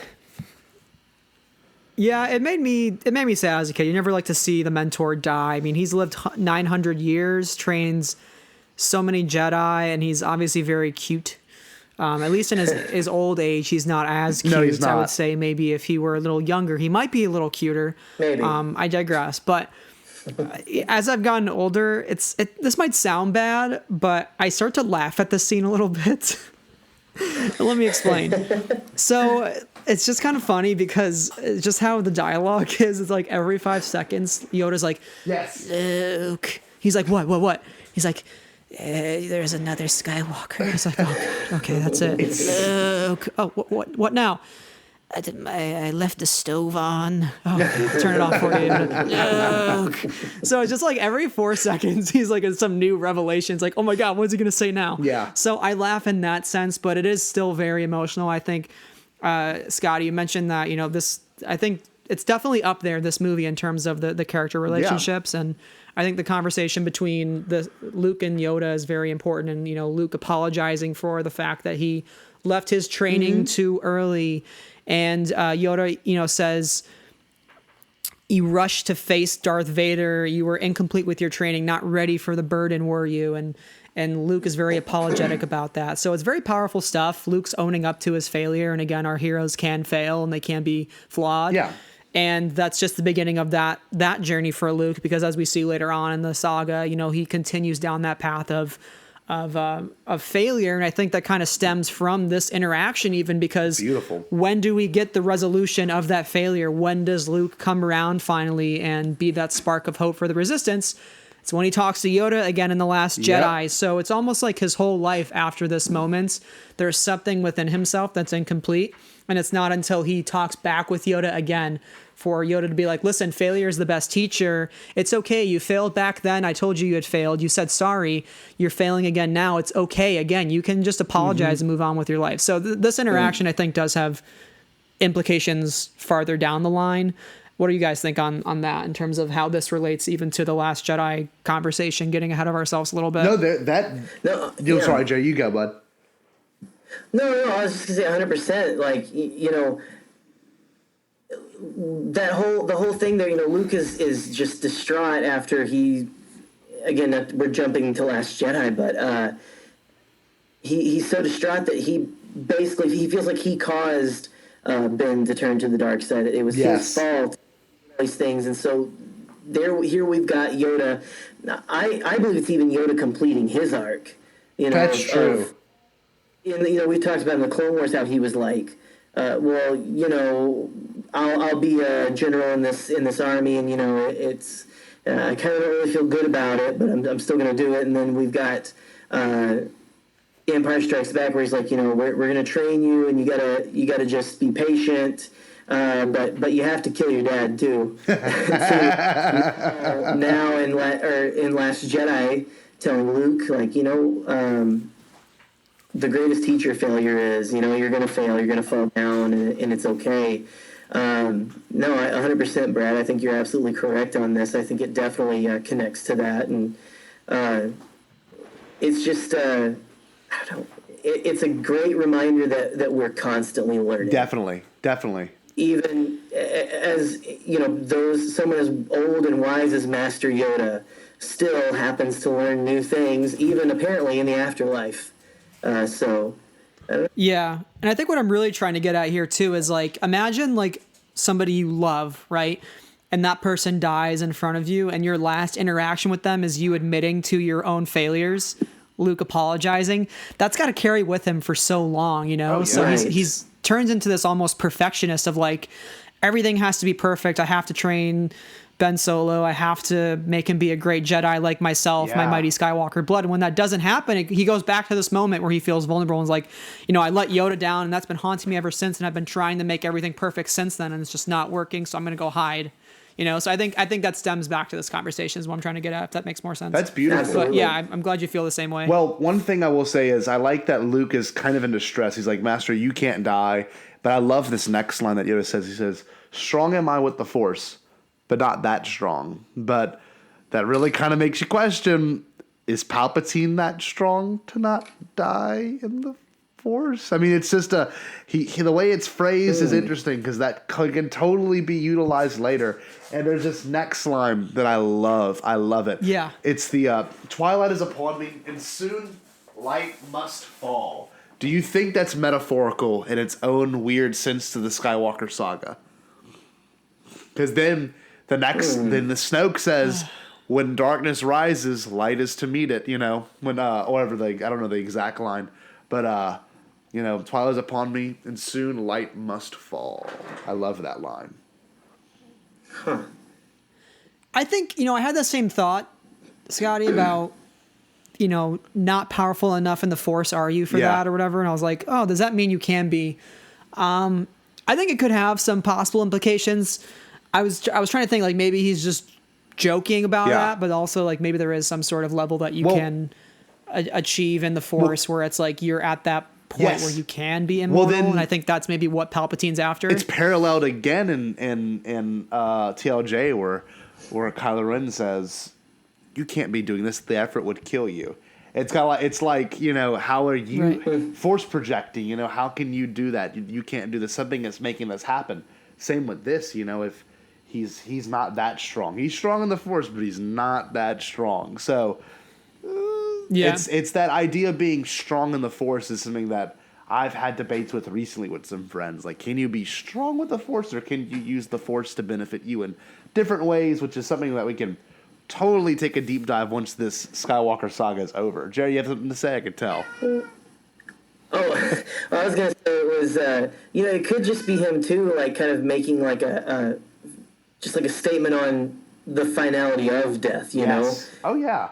Like, right. You know what? You can be powerful in the Force, but the one thing you can't do naturally with the Force, limitations around naturally, is not die or cheat death. And of course, in a way, Yoda and Obi-Wan and Anakin, they still taste death, but they still sort of retain their identity within the Force, which is kind of cool. So that's basically like them not dying, but I don't know. It's just to me. I guess it always kind of thought. I always kind of took it as that as like I don't know. Like maybe now that you're saying that, I don't know. Like we got to see what's going on with good old Uncle Palps. Exactly. But I think when the Force is in balance as it should be, you're not going to be able to get out of dying. No. That's all. In fact, in TLJ, where Luke tells Rey to, reach out with her feelings, and she senses light, darkness, birth, death, all that kind of stuff. All part of the Force, and so, not that strong, but also that would be pretty unnatural to try to do that, I believe. Yeah. In terms of this like meta foreshadowing that Yoda may be implying, especially in retrospect after we've watched a couple more Star Wars films, one thing I do think could be retconned in a way, I guess, is the line from Yoda about there is another Skywalker. I'm starting to feel, and I had the first thought of this today when I was watching, I was like, I wonder if he doesn't mean Leia. Like, I know at the time it's meant to mean Leia, but again, Star Wars is a form of iterative storytelling where it changes as you watch more films. So what came before has a different meaning. And I think especially when you look at this as a collective 9-unit saga, you have to remember that everything is all part of the same story. So yes, at the time, this only related to within this original trilogy, but now you have to relate it into the entire context of there are 3 more movies and this battle's not yet won. You know? So I'm starting to think that when he says there's another Skywalker, he's talking about Ben Solo. Possibly. And I feel like if we're calling the 9th movie The Rise of Skywalker, that Skywalker in that title is the one that Yoda is referring to in this moment. The Skywalker that we for so long have been prophesizing about being another one is finally going to rise to really end this battle, because it couldn't be Luke, couldn't be Vader. It's got to be somebody else. It can't be Leia. I mean, because I know obviously the Carrie Fisher storyline has changed pretty drastically, but she chose more of a life of politics than the Force. So she's more of a military general than that. So that the expectation on her is not to balance the Force. It's got to be somebody else. And who else is left in the Skywalker lineage than, Kylo Ren and Ben Solo? Definitely. I don't know. It's just a thought I have. I don't know if you guys think that's a wild tinfoil hat theory. Not at all. That's kind of my new headcanon interpretation of it, which I was like, I watched it today. I was like, whoa. That's true. I mean, you bring up a good point, and especially what proceeds after this discussion. He says you finally get the confirmation that Vader is his dad, and the Force theme plays, and I love this. He goes, "Unfortunate that I know the truth." That's what Luke says. I forgot the line that precedes it, but it says this. It says, he told you, did he?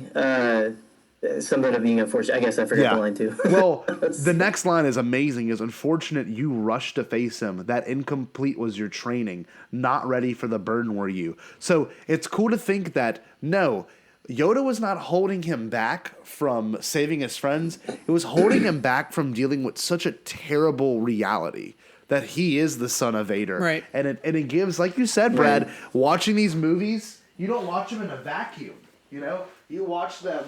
You watch them as a 9-part saga, because if you watch it that way, it will change the meanings of certain sequences that happen, especially this one. You were not ready for the burden. I wasn't holding. You were probably a great Jedi, but I'm not holding you back because you weren't a great Jedi. I'm holding you back because you couldn't handle what you were going to be told, and that's another beautiful thing about these movies. You can kind of pick apart that way, and I love that it's weird. It's weirdly phrased, but Yoda kind of reminds Luke in this sequence that, like, you will only become a Jedi once you defeat your father. And I think it's just so, like, that's so not the prequel Jedi, which the prequel Jedi were wrong. Yeah. I mean, I don't know. Maybe the Jedi have learned through trial is the only way to really achieve full abilities in the Force. But it doesn't seem that way now. Maybe Yoda dying is a good thing, because that old view of the Jedi might die with it. I don't know. It's very interesting. Yeah. Very interesting. I laugh at the father thing because I'm looking at now, jumping a little ahead to the Obi-Wan conversation. Obi-Wan talks about killing Vader, and Luke says, "I can't kill my own father." And Obi-Wan says, "Then the Emperor has already won." Yeah. Which I found this really interesting. What does that mean? So you can't think about it in like a larger scope, okay, so in order to defeat the baddie, you have to kill your own father. Well, who's the only person in the entire saga who kills their own father? Yep. It's Kylo Ren. Yeah. Wow. So, and I was thinking about, like, why does it matter that you have to kill your own father? So in this perspective, like, yes, you have to kill Vader, I guess, to eliminate a second dark side threat. I don't know. I'm just having trouble grappling with this idea, but thinking about it from like the Ben Solo perspective, I'm like, okay, he has to kill his father because when he eventually goes to face the Emperor, like, what else does he have to lose at that point? Like, he's already gone down the darkest path he possibly can, and now he's coming back from it. So it's like, what can the Emperor really threaten him with that will really corrupt him, Whereas somebody like Luke, the attachment to his father could be his downfall. It's what leads him into the Emperor's lair. If his father's dead, he doesn't have that kind of attachment. But at the same time, it's what, like, the attachment is what wins the day. I don't know. This whole thing has really thrown my mind for a loop. It's really hard to Brad, the point of these, like, vocalize it. But the point of these episodes were, and if you have the opportunity before The Rise of Skywalker comes out, go back to our episode dealing with Revenge of the Sith. I mean, that might be our most speculation heavy. It's weird. The third installment of each trilogy has been the heaviest in terms of implications, and Revenge of the Sith genuinely and just because how it's written has the most implications of the sequences that we might see occur in The Rise of Skywalker. And this movie too, there's a lot of phrases in here that can totally be that Chris Terrio and JJ could have totally heard just like we're hearing it and be like, oh shit, like, we really can do something with this phrase. It's very beautifully done, and especially in this movie in particular. Anyway, yeah, I'm sorry. I don't mean to. Let me throw this. Yeah, well, no, I want to hear it, Jake. No, you're good. What were you going to say? All I was going to say was, let me just kind of throw this down for you fellas and see what you think about this. Do you think that Yoda and Obi-Wan were really... Do you think they really wanted Luke to kill... Do you think they really thought that that was the way to win, was to kill Vader? Man, Because I it don't almost know. looks like they didn't learn their lesson from Revenge of the Sith. What if they were trying to maybe put Luke in a position where he had to make a choice to where he finally, I don't know if this maybe takes stuff away from Luke or whatever, but like they put him in a situation where he had to make the choice, do I kill my father or do I not? Because it almost seems like when you get to the point in Return of the Jedi, and we'll get to it again, where, you know, the Emperor is like standing over him like, yeah, kill your father, take his place at my side. Yeah. You almost got to think that maybe they were just trying to put him in a position where he would make the right decision and actually not do it. Almost like they did a little inception on him, you know, like planted the idea of, Yeah. you know, like, tell him, you got to kill your father, to where he was like, no, I'm not going to. I'm going to win the most Jedi way I possibly can, which is to toss away my weapon. Again, we'll get there. I don't know how that hits you guys, if you think they were kind of leading them on there, if they actually thought that's how they could win. I don't know. That's Yeah, that's what I'm struggling with too, because I'm like, I don't know what good that does to kill your dad when your dad could be the one that helped turn to face the Emperor.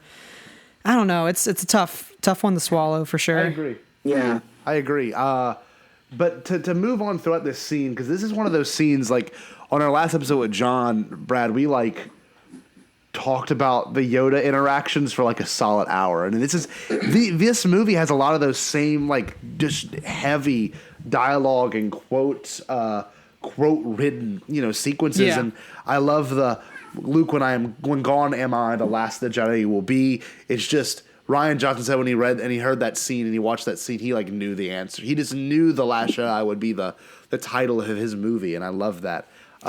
Right. The Force runs strong in your family. That's so good. Passed on what you have learned.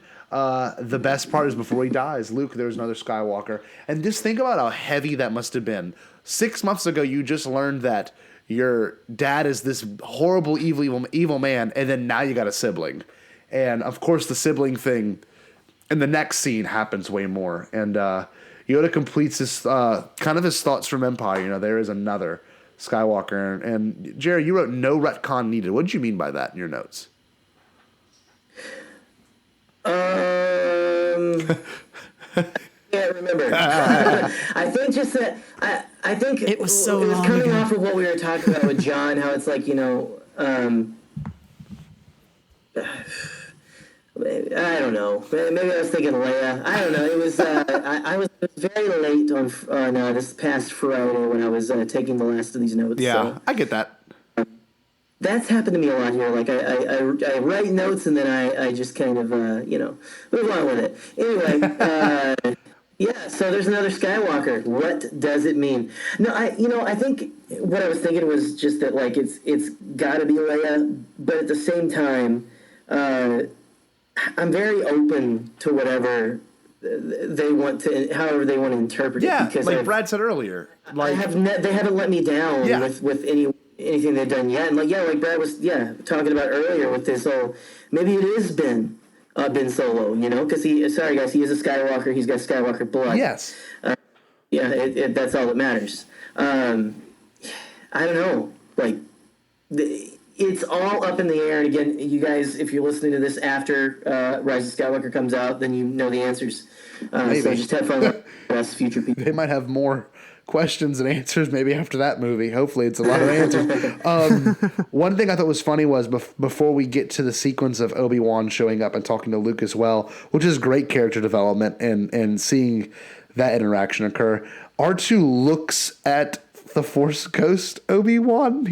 He initially turns his head and is like, oh, and then Luke's like, what do you look? And he looks. I just find that kind of funny. Do you think that was do you think the Force Ghost can manifest to where most people can see it? Well, obviously not. Actually, at the end of this movie, Luke's looking off with his arm propped up, and he sees the 3 Force Ghosts that came before him, and no one else sees them. I don't know. It's weird. R2 definitely notices it, though. He, turns his head and is like, oh, shit, wait, that's an old guy. That's Obi-Wan. You know? Like, wait, he's back? Yeah, exactly. How did he get back here? What do you think of that, y'all? R2's like, what did I miss? Yeah, exactly. Right. I've always thought, like we have the line from Obi-Wan in A New Hope where he says, "If you strike me down, I'll become more powerful than you could possibly imagine." I think they can be seen by whoever they want to be seen by. It's not, Yeah. they can let anyone see them. Whoever they want. They can be seen by whoever they want. There you go. Yeah. They're just they can like manifest themselves. However, if they want just Luke to see them, they're gonna like show up in Bright Tree Village and just wave at him. Say, "Hey, we're all good here. We're all fine. How are you?" And if they want everyone to see them, then like they will. The Force is as it wills. Yeah, that's what I love that we're kind of taking back in the sequel trilogy and stuff in this new era of Star Wars is the Force is more mystical. It is. I like to think of, and I think that the reason why George kind of made it a little more scientific in the prequels is maybe he was kind of making a point of, if you really think too much about this stuff, you can really just start nitpicking at the little aspects. When if you look at the whole picture is something more grand and mysterious. And yeah, I'm so excited to see more about. I think we're going to get more on Force Ghosts in Rise of Skywalker, possibly have Return of the Jedi. So I'm quite excited for that. And if they subvert my expectations, I'm cool with that too. So pretty much. Yeah. I think the only thing I'll have to add on just the Force in general, because I don't think we'll touch on it the rest of this episode at least. I don't know if there's many other references to the Force. Not really. But I want to see more interactions between Luke and Force Ghost Obi-Wan in the comic book run that's coming out. We didn't get that in the first comic run for Star Wars because it's before Luke finds out about Force Ghosts. So I think that will help us learn a lot more in terms of maybe who can and who can't see Force Ghosts, how Force Ghosts operates, and just what Luke is learning. Because obviously after 3 years, he's still battling with is Darth Vader really my father? Yes. So just a thought. I'm excited for that kind of storytelling.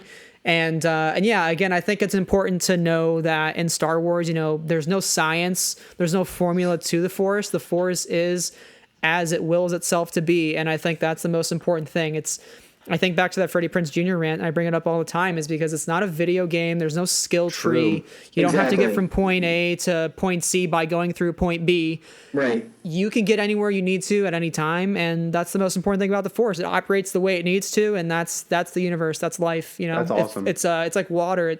It flows through everything, and it flows freely and continuously, and that's that. So that's my only thing on the Force. It's not a level. It's not a video game. Well, that's it. There you go, guys. Take it to the bank. No, it's true, and I love that in this sequence in particular, Obi-Wan does some backtracking, and he tells the stories of the prequels again, and he says this line in particular: many of the troops we cling to. Many of the troops we cling to depend greatly on our own point of view. So it's like, it's to me, I love that it's a pretty much a foretelling of what we will see in The Last Jedi, because we get 3 points of view. We get the Luke and Ben seeing the darkness within him. Then we get, Ben then seeing, the evil in Luke's eyes. And then we get the real telling, which is really kind of interesting. It's all forms of point of view. It all depends on our point of view and your point of view and the point of view of what we know is going to happen and what has happened. And I know, Brad, you probably can talk about this for hours because I'm sure you like the TLG for this reason. It's like this point of view thing is super huge in Star Wars, and maybe we'll get some interesting moments in The Rise of Skywalker that deals with the point of view. But yeah, I love that Luke is always learning lessons. Like, regardless of age, of time, of situation, he is always going to learn. He's the ideal student. He says to Obi-Wan, "I can't kill my own father." And this part, I always kind of, I didn't like it because you were our only hope. The other he spoke of is your twin sister.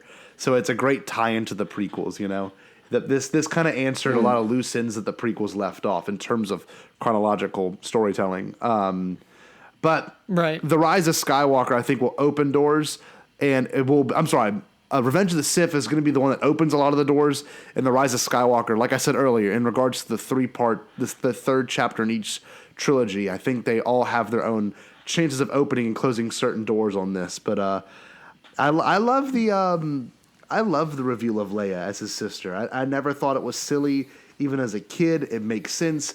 They're part of the same family feel. I don't know. They are both look the same age. They both feel young. They both feel like Skywalkers.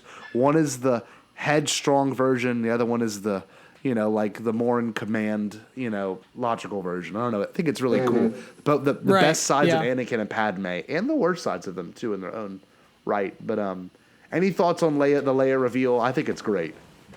Yeah, I mean, it's appropriate. I think it's great to see Luke's moment of realization. I don't know if we're jumping ahead at least to that conversation between the two of them. We will but shortly, yeah. The look in Leia's eyes when she finds out, she's like, I've always known. Mm-hmm. And again, that's just the mysteries of the Force, You always kind of feel that there's something there, and that the Force does work in mysterious ways to point you in the right direction, the right paths, and Leia's definitely Force sensitive as we've seen in The Last Jedi. So it's always been there within her. It's just a matter of when it would awaken, and I think Luke definitely helped her to get to that point. And I think that conversation was handled so well, and Han Solo coming in at the last second and kind of getting pissed off initially and being like, whatever, you don't want to tell me stuff, fine. Yeah.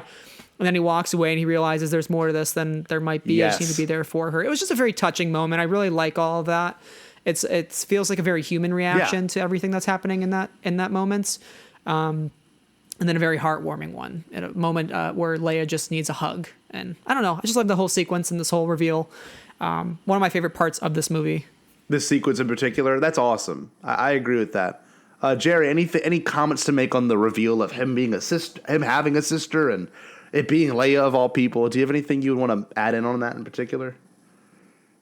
I think that I wrote in my notes maybe there's kind of a look at first with Luke where it's like I made a horrible mistake or something, like Joe Bluth. Or I can't remember what I wrote that about. Or yeah, not. I think that was it. No, I've been making comments on how it's like, it's a wonder that Lucas kind of played their moments that were slightly romantic as awkward as he did. Yeah. So it wasn't ever like, oh yeah, we really want this to happen. I mean, there was actually a big contingent of fans apparently back in the day who were really pulling for Luke and Leia to get together. I think I've seen a few. Well, Spoiler of the Mind's Eye kind of breaks into that barrier too, if I'm not mistaken, as the story. Yeah. Which is. But it was interesting for sure. Definitely. But I don't know. It's brilliant. I mean, there's nothing I can really add to it that you guys haven't already said. It's great. I can just make horrible, or I could just make dumb Arrested Development references. So. But with that being said, Luke departs from Dagobah, and one thing I do like is they go to the Rebel meeting, and not much you could say about it except for Mon Mothma's introduction's pretty cool, and Admiral Akbar being in there too, and the trio being back together, like really in their I guess their right place, not on Jabba's sail barge. I do love when they leave before they get to Endor. I love that there's a brief Force Skype between Vader and Luke. There is a bond there. There is a bond in the Force there, and I'm very happy that TLJ kind of took those moments of Force connectivity between Leia and Luke and Vader, and like made it so much more understandable from a perspective. It's not quite as vague as this movie is, I really do dig that. I don't know. I think it's kind of interesting that the Force can manifest itself in that way to where, these people are either connected by choice or Vader's seeking him out. And Luke is so worried. He's like, I just jeopardized the whole mission, which he didn't, because the mission's not to stop the rebels. The mission is to get Luke to the Emperor, which in turn leads to the rebels being stopped. But that could be dived into a little bit deeper. Then we get to Endor, and I really don't know if we should break down each sequence in this. Anything in particular before Luke and Leia's conversation? We've got a lot of situations that happen. The speeder chase, the guy that looks like Rex. A lot of things like the Ewok introductions. I don't know. Does anyone want to say anything from those sequences in particular that they like? Just all of it. Yeah. I mean. The whole, like, when they first get there and everything, and the speeder chase and all that, like, I I wrote down that, one thing I noticed was just that the chemistry between the three of them, even though Harrison may have been a little checked out in this movie, it was still enjoyable to watch, man. It was just a lot of fun to watch. Like, hey, it's me. I love that comment. It's such a fun, just like Han, being buddies with Luke, and it's just everything you wanted since you've watched A New Hope and stuff. And here we are back together again. It was great. So I don't know. This movie's just chock full of it. It is. What about you, Brad? Yeah, I was gonna say one of my favorites is, keep your distance, Chewie, but don't look like you're trying to keep your distance. I don't know, fly casual, like just right off the bat. This mission is just gonna be goofy, full of hilarity and ridiculousness. And I mean, come on, Care Bears fighting the Empire. I mean, that would not fly now. No. But the fact that it happened, I know George Lucas originally wanted it to be Kashyyyk, and it would be the Wookiees taking on the Empire, which, holy crap, if that was the case, this movie would skyrocket in my list. Probably. I think that would have been really cool to see. But, technology and practical effects at the time are very limited. So in another universe, maybe that's the version that we get. But the Ewoks in general, I do love a lot. Wicket, Warwick Davis, we're very blessed to have gotten him in the Star Wars universe to be so heavily involved in what he's doing and hosting celebration panels and showing up in Solo to reprise his Phantom Menace character and appearing as Rook in Rebels.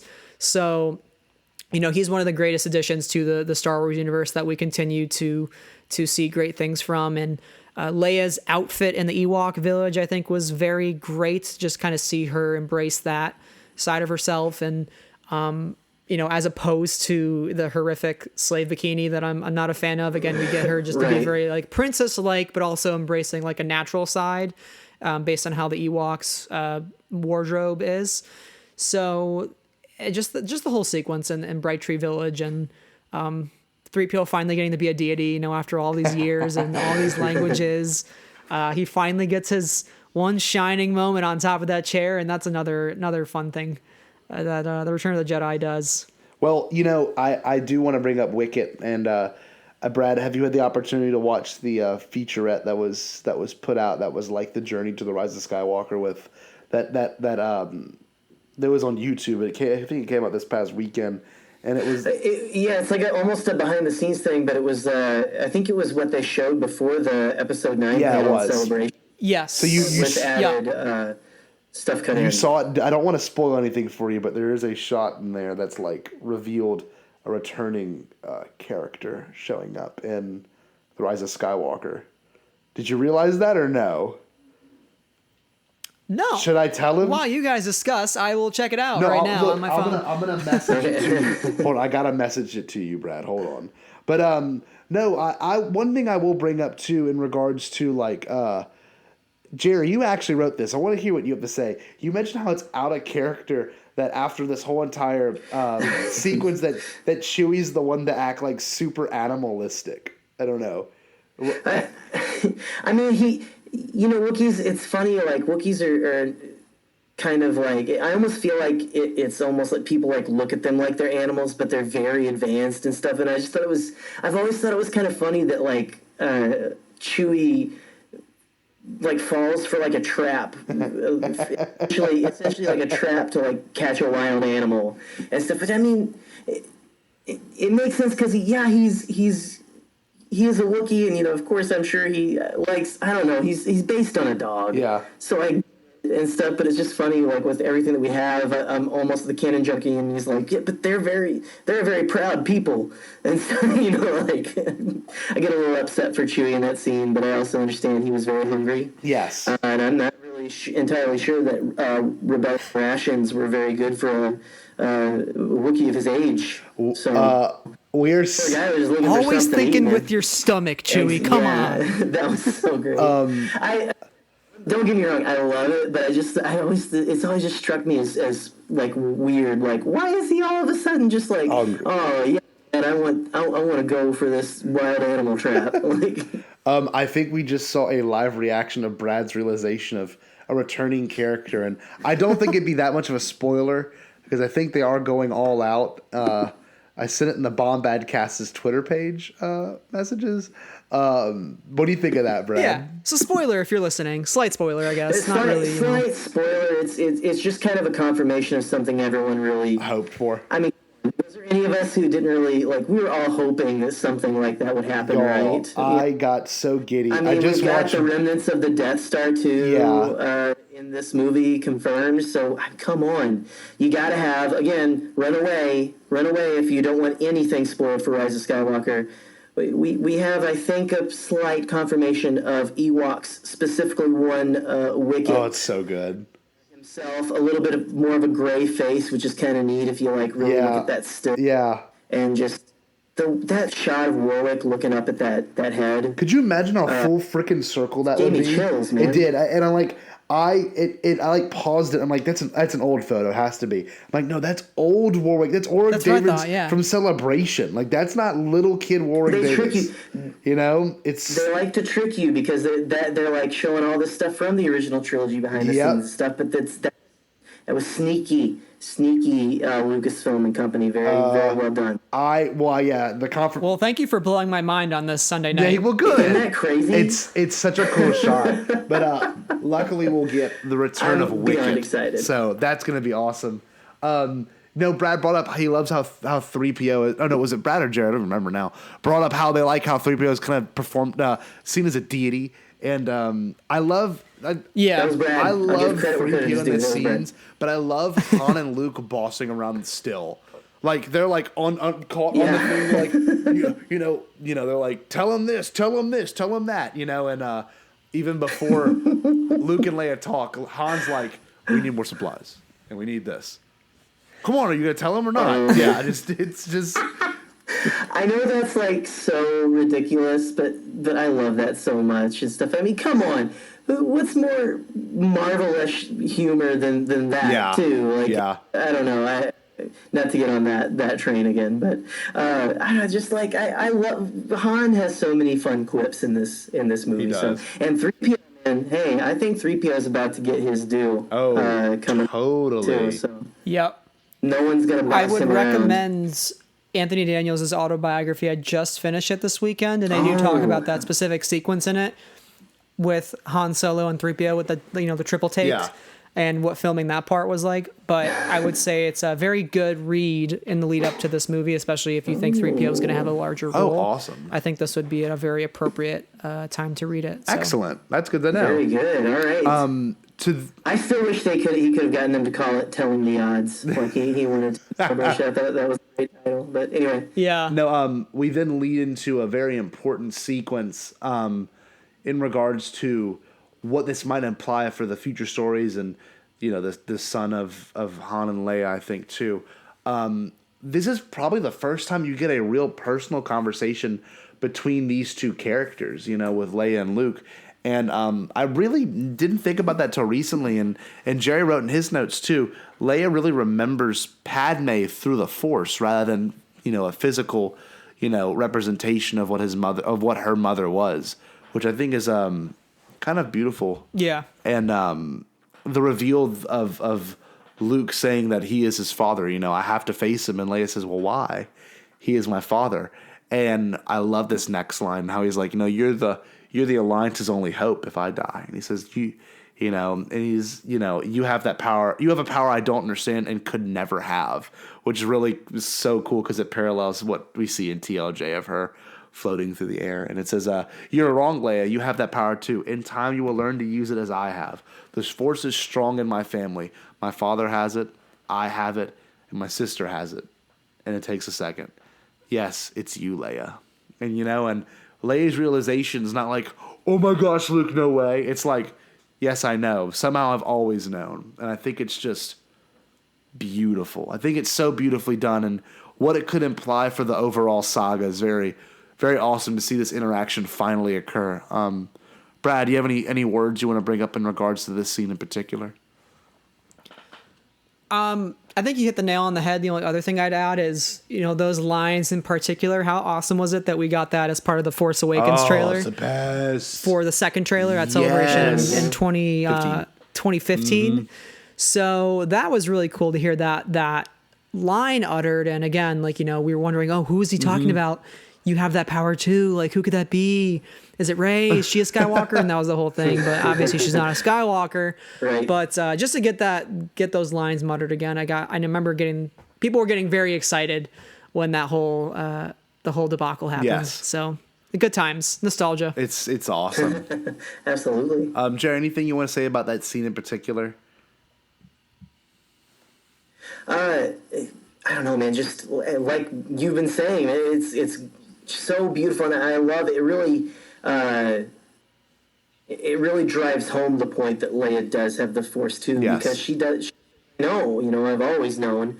Again, I wrote that she remembers Padme through the Force. We watching chronologically, we know that Padme dies in childbirth, Yes. so they don't get to know their mom, and it just, to me, it's kind of a beautiful. I love that Leia's connection to the Force is very. What's the word I'm looking for? It's very Subtle. empathetic Yeah. and stuff. Or It's more sense emotional. Other people. Yeah. She's more emotionally connected to the Force, to where like that's. I don't know. I feel like that's got to be like the reason why, because I think we have in canon. I think Bray Organa makes it all the way to A New Hope, if I'm remembering correctly know. in canon. Yes. Yeah. Yeah. I think there's a certain point of view. From a certain point of view, it's a clips. Yeah. That's Worst heart-wrenching story I've ever read. That is a heartbreaking revisit it. story. If you guys want a good cry, go right now and look up Eclipse. And from a certain point of view, and just bawl. Oh wait, that is a Because sad one. I do Yep. remember that now. Wow. Yeah, there's a lot of sad ones at the beginning of that one. My goodness.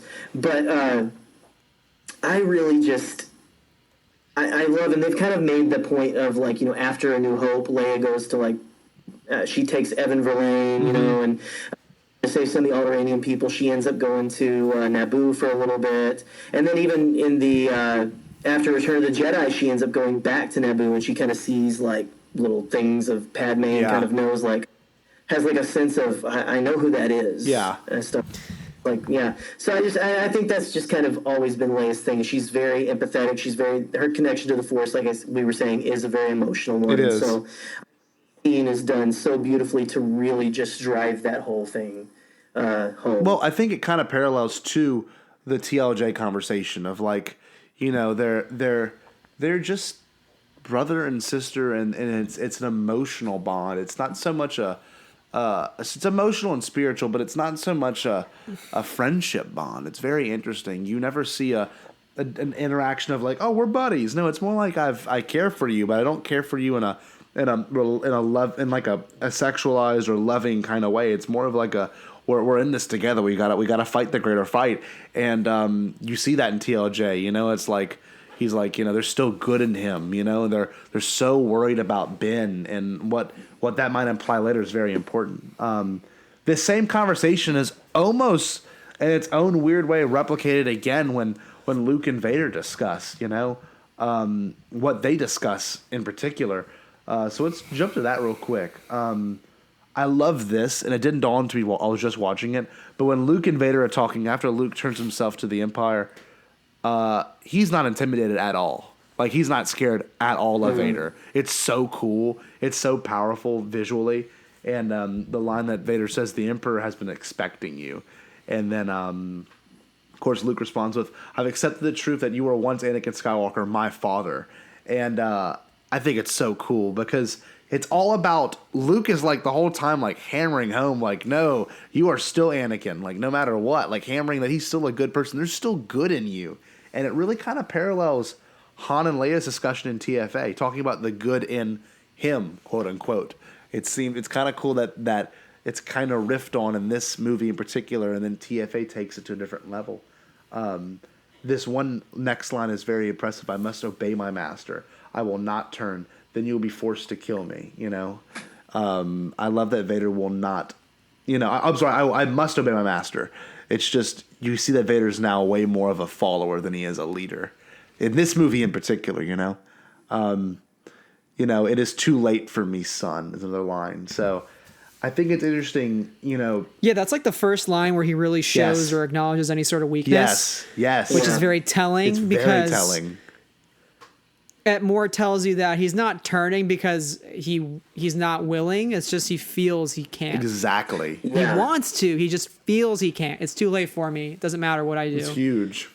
So that just goes to show you. I think that was the only thing Luke needed to hear to be like, all right, we got him. Like, he's still in there. Well, like, he just showed his cards and we got the winning hand. Absolutely. Yeah, Jerry, you bring up a very, very good point because this conversation seems Luke did a great job. He planted that seed in Vader. He's like, no, you're Anakin. Like, no matter what you say, you're still Anakin Skywalker. And Vader really doesn't attack or like show his evilness in this sequence. He's just like, no, I mean, the Emperor's gonna be your master and stuff. It's just how it's gonna be. But Luke is so much more straightforward. And like, think about Anakin, like prequel Anakin talking to his son. How like crazy that thought is. Like, that's the same man in that suit. We tend to think Vader and Anakin are such different characters, but they're pretty much one and the same in their own regard. But Jerry, you wrote something absolutely beautiful in the notes. Let me make sure you see it. It's that little highlighted section I just have on here. Right. Well, it's like after, he says it's too late for me and all that, and Luke has that just brutal line of, well, then my father is truly dead. You just see I feel like you could...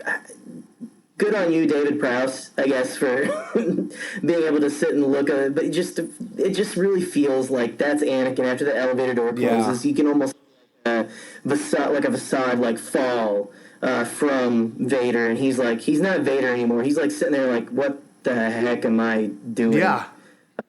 What have I become? Like it's almost like the scales fall from his eyes, and he can see for the first time almost like I don't even know what I'm doing anymore. I'm about to turn over my only son. Yeah.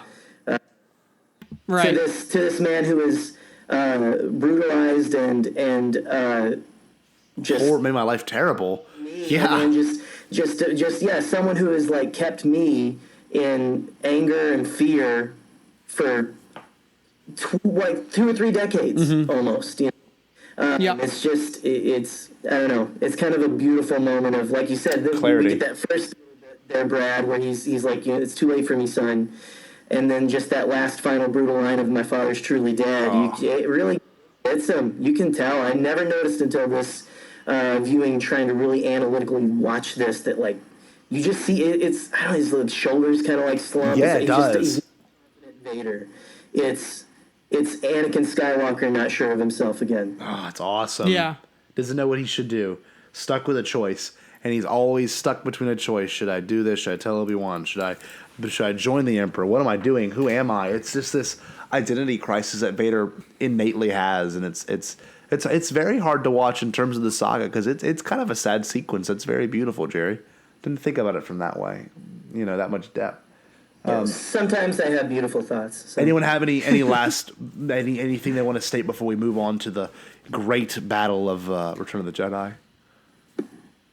Yeah. Okay, cool. I think I'm good. So this next, I'm ready to get into this 3-way battle, man. How I have it sequenced, I don't want to have to jump back and forth between ground, air, and personal Jedi battle. So I have a segment for our listeners. George Lucas, we are not. Yes, so. I have it segmented in regards to it's what very happens faster, more intense. in each.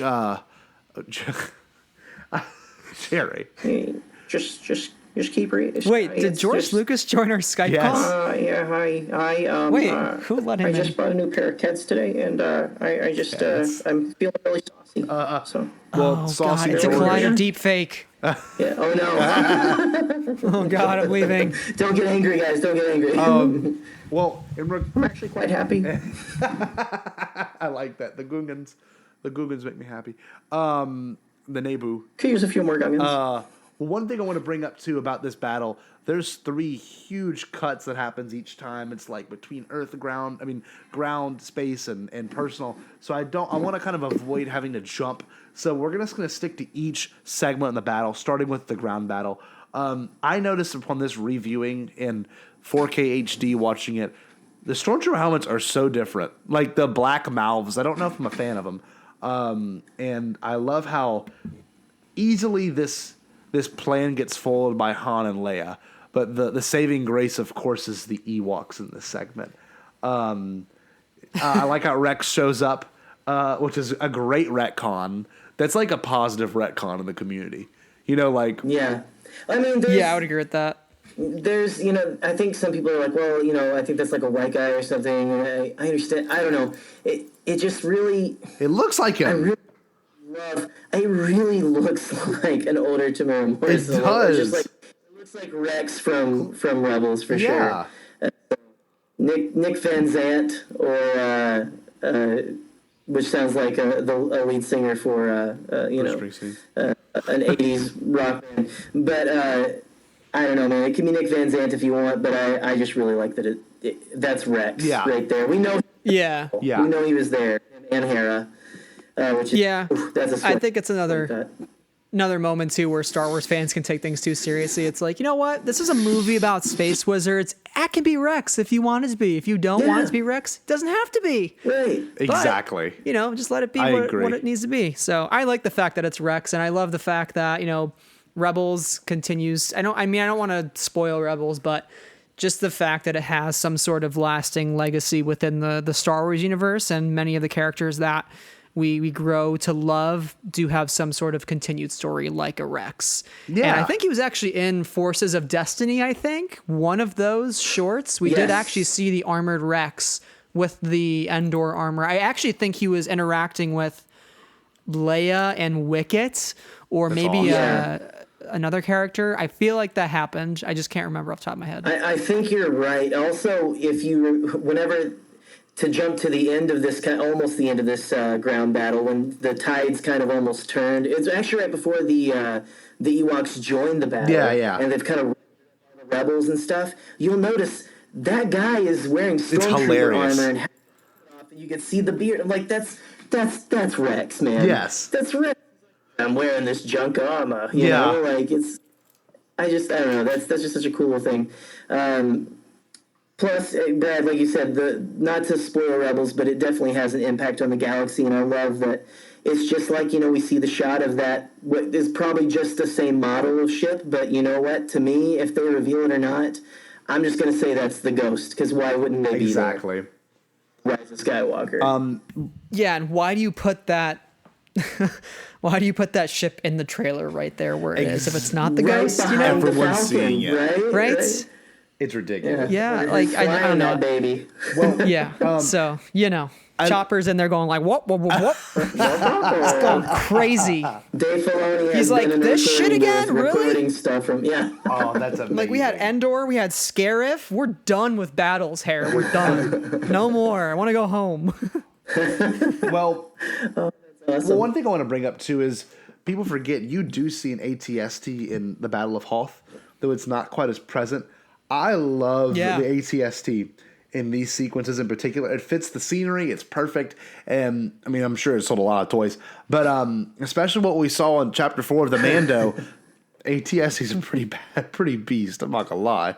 I know it's kind of a spoiler, but I mean that is it's in the Legos. You should have seen it by now. It's in the Legos, but like it is that is some cool stuff what they do with it. It's much scarier in the Mando than it's scarier in here. It's getting taken up by teddy bears in this one. Oh yeah. But I love that 3PO. Those are murder bears, man. Those are murder bears. You're right. I'm sorry. I love that 3PO is kind of the diversion for the sequence, and I do love how George's take on this is how it's it's kind of Vietnam guerrilla warfare. Like the less armored people are the ones that are the victors. The people that know the environment better. That's what all war really is. If you know your environment better, you're automatically the winner. And the Ewoks, even though they're murder teddy bears, they are far more advanced in regards to how to handle the environment than the stormtroopers are. And I think it's something that people can often overlook. But that's a pretty strong statement, if I'm going to say so myself, Very politically charged. Home field advantage. Oh, yeah. Yeah, man. Well, hey, if you're not scared of Ewoks, then may I suggest you go play Battlefront 2 Ewok Hunt? Get terrified out of your ever-loving mind. I mean, seriously, those things are horrifying when you see them coming at you. I mean, come on, even though it's in the dark, you know. But I don't know those things. And even just watching this, I'm like, yeah, they're teddy bears, but just look at the faces on those things. That's like kind of freaky when you really think about it. When you're growing up, it's like Five Nights at Freddy's teddy bears, you know, or something. Yeah. Some of them are a little wonky looking. Yeah. But you know, Wicket, our boy Wicket. Our boy Wicket is. And there's a ton of Ewoks that are just super. Anyway, they're on the battle. So I digress. I love that R2 in this sequence as well tries to save the day, but then he gets shot. It's generally not what happens to R2, and this is like the first time you're like, oh damn, he can get shot too. You know, like he like gets shot and slings back, and his little chest plate opens up and it's like shaking. Scotty, which, speaking to your point earlier, Scotty, about the sound effects of R2, this is one of his signature ones. Yeah. In Return of the Jedi, where we hear the overload of R2. Yes. Yeah. You know, love that. Great one. What would you want to say, Jerry? All I was going to say was, you know, you're watching the special editions kind of for the first time. This is very special for me. You really react to these things for the first time. But what did you think about the whole, I think it's a 2011 edition, actually. It wasn't in the 97 edition. What did you think of that Blu-ray edition of all of those different, like... the weird ones? Yeah. They really added a whole bunch of stuff popping out of him. The original had, of course, the chest plates opening up, his headpieces opening up, and I think like 3 or 4 things popping out, his little arm popping out in the original version I watched, but that didn't sour me. And there's a lot of things I will bring up later that didn't really hurt my feelings as much because I'm a soy boy, apparently from our YouTube comments. Hey man, give me that soy. That soy, man. That's some good. You know what? I'm more of an almond milk kind of guy myself. You know. With that being said, it then cuts to the Ewok being shot, and like I wrote in the notes, Ewok's death is still super hard to watch. John Williams' music doesn't help, and it's a tragedy of war. I mean, that's really what it implies. And like, I mean, as a kid, I was like, that's dense. Like, I was little and thinking that's pretty sad. That poor little furry guy just lost his friend and was like, goes back for him, and his friend like doesn't move. And then he like hovers over him and cries. It's brutal. Yeah, it's not even the fact that just an Ewok dies and just lays there. It's that there's one that's still alive and goes like grabs his hand. It's like, come on, let's go. And he doesn't move. He goes back and just decides like, I guess I'm just gonna die here with you because I see you, Brad. I see you shaking your head, man. It's horrible. I can't even be involved in this discussion. I'm gonna have to go take a break, cry break. It's horrible, man. Like George Lucas, you evil mastermind, you. Heck are you trying to do to all these kids, man? I like after this sequence, Han and Leia's team up, you know, and then Leia gets shot, and I love how worried Han is. It really kind of shows that character development there. You know, he's so worried about her, and Jerry always writes in his notes the Chewie Tarzan yell that's thrown in this movie, but then is used in Revenge of the Sith, and it's not stupid. I think it's pretty kind of. And I didn't even write it like I just think it's funny to like remember these things sometimes and go like, this is pure, like I said, Saturday morning fun. You know, it's like we got our bowl of cereal, we're just watching Chewie like swing on a vine with some Ewoks to his belt. You know, I mean, Star Wars can be ridiculous. Yes, there is so much to dig underneath the surface with the mythological storytelling and we can't get very serious about it, but at the end of the day, it's just as silly as this moment. Totally. I'm glad you brought this up. Something I often don't think about, but looking at it in the notes, I'm like, that's ridiculous, you know? And like they totally threw that in to like make the adults laugh too. Yeah. Probably watching. There were Saturday morning serials of Tarzan, I believe, too. Yeah. Like black and white stuff like that. That's like he's swinging on a vine. It's Tarzan. So you know. We love this saga for the deep mythological stuff, like you said, Brad. But man, I love the weirdness. We love the weirdness and the funny stuff too. Yeah, so. no. Give us more weird Star Wars. Well, yes, please more. Well, Vando's bringing that pretty hard with the Suka stuff.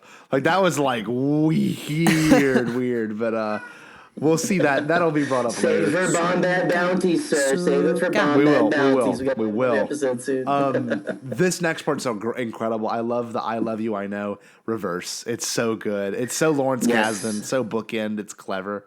And after that sequence, of course, they plant they plan the charges, which I I wrote down, maybe it's not in the notes right now, but I wrote it down, but it kind of parallels when Chewie and Han plant the charges for the last time on another base later. Rip. Still hard to watch. That actually is harder than his death. They're like, we'll reconvene here or whatever he says. We'll meet up right here.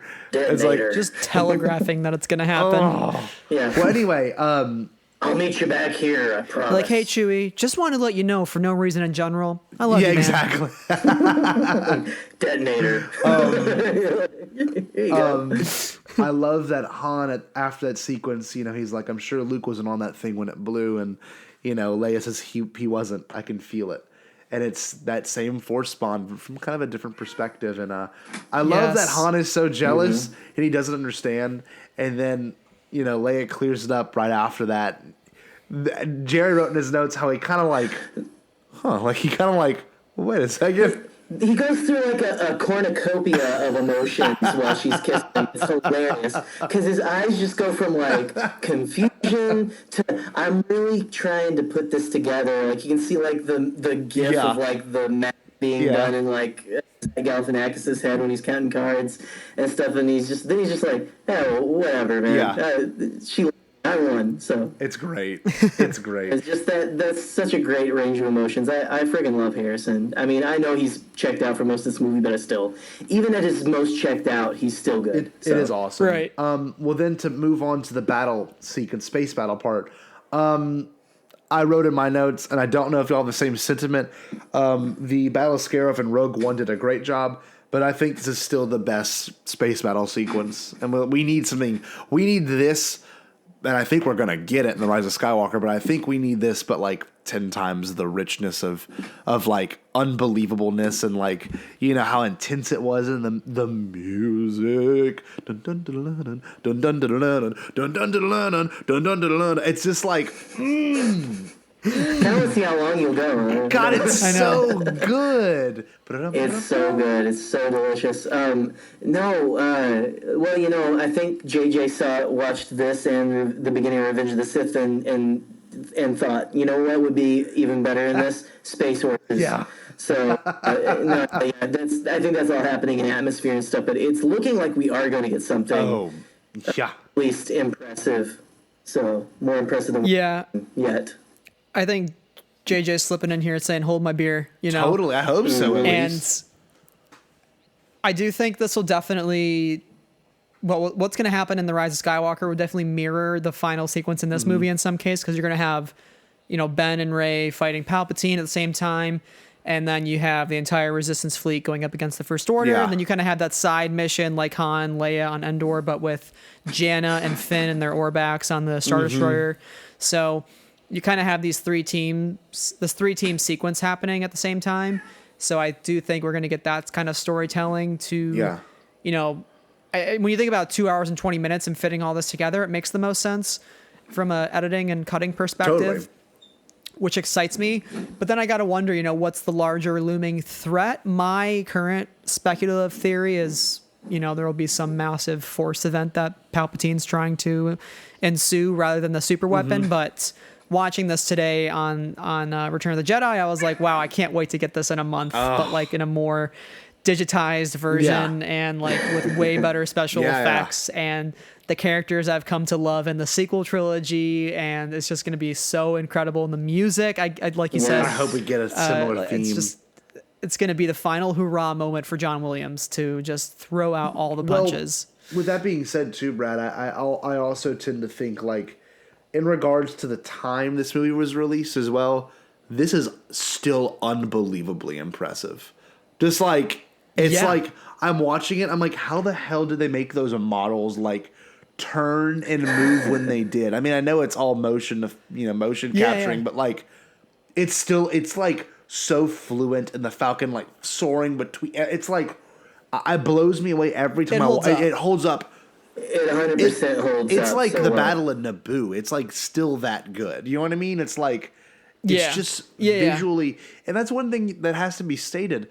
Space battles in Star Wars, though it's a staple of it, we haven't really had a really good one since the Battle of Naboo. Actually, I'm gonna be real with you. Battle Coruscant. TLJ had a little bit of what you would consider, but The Force Awakens I wouldn't even really more of a dog fight. But the Battle of Naboo was like the last like epic, huge space battle. I don't know. Well, like you were saying, Brad, the Battle of Coruscant was like insane. Yeah, but I'm thinking strictly like fighters like flying around each other and going crazy. You know what I mean? They were kind of just like flying through the chaos of the Battle of Coruscant. Yeah. Right. There's some cool canon things that Jerry wrote in here. How Nora Wexley's in the fleet and how the fleet comes together, and specifically when they're flying through the superstructure, and man, let me get really nerdy and technical. They're flying through the superstructure, and what's it? They say, "Hey, break off and see if you can get a few of those ties to follow you." There's like an A-wing pilot and a Y-wing. We know Nora Wexley is a Y-wing pilot. Good. That she's that white. It's only, I remember this time I counted. There was only the two of them, the A-wing and that Y-wing. That's it. Dude and Nora Wexley. Oh, it's awesome. Split off there, which is kind of just it's cool just even, it means nothing to no one else. But if you've read the Aftermath series and spoilers for Resistance Reborn, if you love the character of Nora Wexley, I mean, it's just really cool to know that's her right there. Totally. Yeah, and let's remember, too, in that space battle, Poe Dameron's mom, Shara Bay, is in there. Yes. Yeah. Oh, that's pretty cool. Was she the one or was it Nora? I thought it was... Well, Nora's in there, too. They're both in there. Right. So you got both. So actually, Shara Bay, I believe, was either in the space battle or on the ground in Endor, but she is involved in this battle somehow. Well, she was in the space battle. She's an A-wing pilot, I think, if I remember. Yeah, I think she helps Han Solo though liberate some of the Imperial bunkers after the Death Star blows up. Right, but that's a pretty cool thing to think about. Was on the ground with Han, right? Yeah. Well, it's so cool to think that. So, like, Poe Dameron's going to be fighting the good fight, like 30-some years later, the same fight his mom fought. Oh, and I don't know if we'll have any sort of acknowledgement of that, but who knows? I don't know. Maybe he'll pick up his wedding ring that he's got around his neck and kiss it and say, "This one's for you, Mom," or something. Yeah. One thing I will bring up. People don't like it when we talk about moms in Star Wars, though, so sorry. No. Oh, yeah. Inferno Squad was also at the Battle of Endor, which is also a really cool thing to think about as well. That they were on the ground. And there's a lot of crazy little canon connections there. But anyway, back to the canon stuff. We get Wedge being Red Leader. I love that. Love that. And then Nia Nub and Lando having a thing in that whole entire sequence is really awesome. And one thing I thought was cool was that I think in The Rise of Skywalker, based on what I've like really zoomed in on the cockpit of that sequence of when the Falcon first pulls up, we're going to get Lando and Chewie now leading the great ending battle of what we think is going to be the end of The Rise of Skywalker. So I think that's very, very interesting. Yeah. What is that movie even going to be? I don't know. Anyway, let's continue. We've been like speculating this whole time. So. Yeah. No. So I love the, it's a trap comes after this. And I wrote Wedge is the GOAT. I guess I like Wedge way more now than I did before. But Wedge being in Wedge has always been the GOAT. Yeah. Man. No. Wedge, but in particular this, him after reading Resistance Reborn is just like, it's just so much better. I don't know. It adds a lot more weight to that character for sure. It does, and I think it's so cool how they set up how the Star Destroyers are really waiting for something, and I like how it's kind of brought up through dialogue. It adds a lot of drama to me. It adds a lot of weight. It's like, I don't know why there's so many Star Destroyers not moving and just waiting over there. It's amazing. I think it's really, really cool. But it set up through dialogue, and then all of a sudden you get the space laser ignition, that whole sequence again from A New Hope with the pulling the thing and the and then boom and blast. And like the one cool thing, and it kind of looks silly and campy, but I like Nia Num's eyes when that part happens. It's like, whoa. Like he's like, whoa. Yeah. You know what's so mind blowing about that too is like, you guys know that's like a hand puppet, right? Yes. Like someone was controlled dude in a suit. I never knew that until like this year. Like, how in the world is that Muppet like looking that good? I don't know. That's just crazy. Yeah, to it me. is amazing. I think there's a lot of tension in this space battle sequence, and I love that it's kind of relieved when Han destroys the shield, and the feeling of the whole entire space battle like really changes once that area is blown up. You know, it goes from feeling kind of hopeless, like Admiral Akbar's like, we gotta get out of here. This is and you know, Lana's like, this is it. This is like our only chance. Like, no, we gotta stay. It's really kind of cool. You don't see, we haven't had anything really like that in Star Wars in a long time. Like that tension being one side of the battle is not working out, the other one's working out great. I hope we see something like that again. But the suicide crash is one thing I wanted to bring up real quick, too. That is such a cool moment into the Super Star Destroyer, and then the whole thing goes down. You would think that it would be saved somehow else, but yeah, destroying the bridge is pretty significant, I guess. What do y'all think of that? That guy's the true hero of the rebellion. Legit. Often overlooked. Yes. Definitely. Very much overlooked for sure. Yeah. That was, man. That is just such a cool scene, and you know, God rest Piet's soul. I guess. Like Admiral Piet, man, he was at least good for Vader. You know, he was able to avoid getting imaginary choked. Yeah. So definitely. yeah, good on him. He just couldn't. He couldn't evade that little fighter. No. Straight to the windshield. So. And the one thing I will say is, while they're traveling through the superstructure of the Death Star, I really didn't take that many notes on it, but I do think the second explosion of this one is way more satisfying. Like, there's a lot more payoff. Like, I love the dogfight and the trench run in A New Hope, but I think, like, in the grand scheme of things, there's so much more payoff of, like, what it implies. Because this seems like the true end of the Empire after this sequence, you know? Some more gratuitous, like long shots of the explosion. Yeah, for sure. definitely. It's like we really watched that thing die. It's like really gone. But the cool thing is the fragments of the planet, you know, are now, as we know, being spread across that whole little system. So hopefully we'll get some more answers. Man. I know it's really kind of cool because in this version of the movie, it's not quite an explosion. It's just a puff of, you know, like bright light. You know, it's not like a. I mean, I guess it is an explosion. It's like a firework. It's more. It's not. You wouldn't think there's any remnant of anything left after that. But Battlefront 2 actually kind of dives into that before The Rise of Skywalker did. You know, they're flying through it, and it's all destroyed structures of it. So, Brad, you have something to say? Right. I want to ask you guys a question. I want to settle this debate right now. Okay, here we go. What the hell is the name of this planet? I know it's called the Forest Moon of Endor, but in the Rise of Skywalker, we're getting this new planet called Kef Bir, Yeah. which is where the Death Star remnants are on. Yeah. So is Kef Bur, I think it's called, is Kef Bur the moon of Endor, and Endor is actually a different planet? Because this is like a long debate I've been having with people of like, what is it Endor or the forest moon of a planet called Endor that they're on? It's definitely the forest moon of Endor, but what is that? It is funny that they're just like, it's the forest moon of Endor. It must not. I don't know. Does it have a name, or is it almost just like so inconsequential, and that's why the Empire chose there? Because it's like, oh, no one's even going to look for this place. It doesn't even have a name, you know? Yeah. Or maybe it'll be revealed in this. Maybe it's Kef whiskey or something, you know? Well, one thing I will say is if you look and you, right after the explosion happens, the Falcon flies off screen, it's going towards the fleet. The fleet is over a green planet that has a very big oceanic area. So, like, I don't know if it's the, you know what I mean? Wait. What you talking about, Scotty? I gotta watch this again. Go, literally, dude, I'm kid you not. Watch after the Death Star explosion. They fly back towards the fleet very briefly. It's maybe like a half a second shot.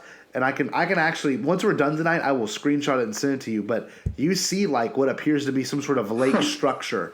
You know, and they're flying. It looks like they're flying towards it in its own weird way. So, it could be some sort of weird linguistics thing, how you say, like, you know, the county of X. Yes. Like when you're talking about your local counties. So maybe it's like the forest moon of Endor. But it's Endor, but it's kind of weird. But I'm just wondering, you know, how Kef Bir fits in all this, speaking of the remnants of the Death Star. And that's the planet they're going to be on. So I don't know. It's just kind of cool that we're getting some more planets in that system if that is the case. Yes. And Endor is a separate thing and Right. a new planet.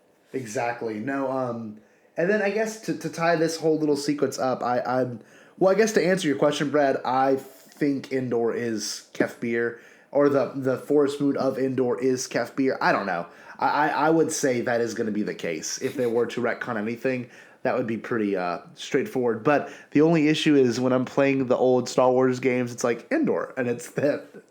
You know what I mean? Yeah. Or like even in That's what I was thinking. in Battlefront 2 for 2017's version, they might even say we're on Endor.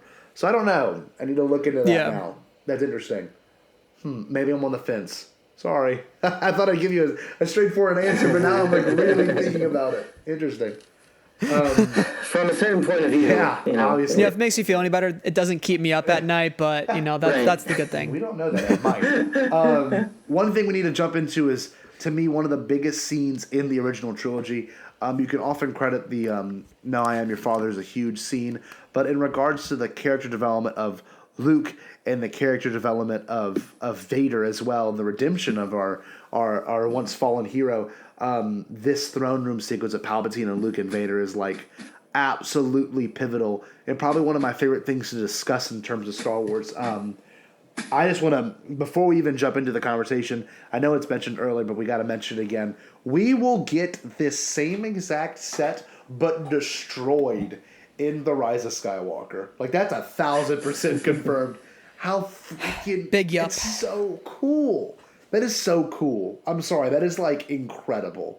I never would have thought a day in my life as a little kid that we get anything quite like that. It's amazing. It is amazing with, like, especially with what the sequel trilogy hasn't. They've been, like, really, like, dealing with the heavy burden of the past, but they haven't really put a whole bunch of nostalgia, like, here we are, we're going back to this planet, or we're going back to this, which is totally fine. I've loved all the new stuff we've got to see. But it is kind of neat that, we're going back to this really pivotal spot for the guy. Also, again, shout out to that amazing leather on Palpatine's chair that never burns. So, well, I mean, you bring up a good point. It's kind of poetic that we're going to return to what appears to be another pivotal area of the Skywalker saga, and we mentioned how Palpatine's little conference room is his little I guess his chambers really, in regards to where he confronts Mace and Anakin. Is a very powerful scene. It's a three-way scene, just like this one is also a three-way scene. And like I'd imagine in The Rise of Skywalker, we might get another three-way scene. So, I think that's huge. Like, I think it's humongous as in regards to the storytelling and paralleling all storytelling in these third chapters of these trilogies. I love that Palpatine. Yeah, and I guess if we're talking about redemption too, that room has a certain quality to take a dark Skywalker boy and turn him back towards the light. Just saying. Exactly. No, you bring up a good point. that is a very good point. Very good. And point. I think it's significant that his grandson's standing in where his grandfather stood. Yes. Like that is really cool when you put it into that context, whether or not you're pro or anti-Bendemption, but the fact that he's in that same room and could potentially have some sort of revelation about his ancestry and what really happened in that room, maybe that's what they're talking about. Maybe Rey's telling him, hey, in this very spot, your grandfather became Anakin Skywalker again. And you can become Ben Skywalker from Kylo Ren. So that kind of conversation is what I like, the level of dialogue I hope from this scene. And right. And just it'll be so even good. If we don't get it, even if we don't get it, it'll still be a scene that is remembered because of the implication of that room. I never thought about it from that way. Man, I'm just dying to see this movie. It's only 18 days from now. I can't believe it. It's so close. By the time this comes out, like 17 days. So man, I don't even know how to function. I can't think of anything else. I'm trying. I'm literally going to be dying at school tomorrow. I'm not ready for it. With that being said, the guards leave us. It's kind of a parallel to the opera scene. Leave us. And they just get up and they're like, okay, yes, sir, we'll leave you. Now I love this. I did mention this: Luke, Vader, and Emperor Palpatine being like a trio that. You forget how cool that is, and maybe we'll see it again. It's always been Anakin and Palpatine, and then another addition of a person. So it's cool. Your overconfidence is your weakness. Your faith in your friends is yours. Or that's a kind of a good wreck, Palpatine. I'm not gonna lie. He has so much faith. Luke really does have so much faith that his friends are gonna win, but that might not be the case, and it actually isn't the case until some clever trickery happens, and it's the Ewoks that end up saving the day. Which, did Palpatine plan for that? Because he is a master planner. Was he ready for the Ewoks to rise up? Even though he's a master planner, he also, you constantly see that guy having he's just a good tap dancer. Yes.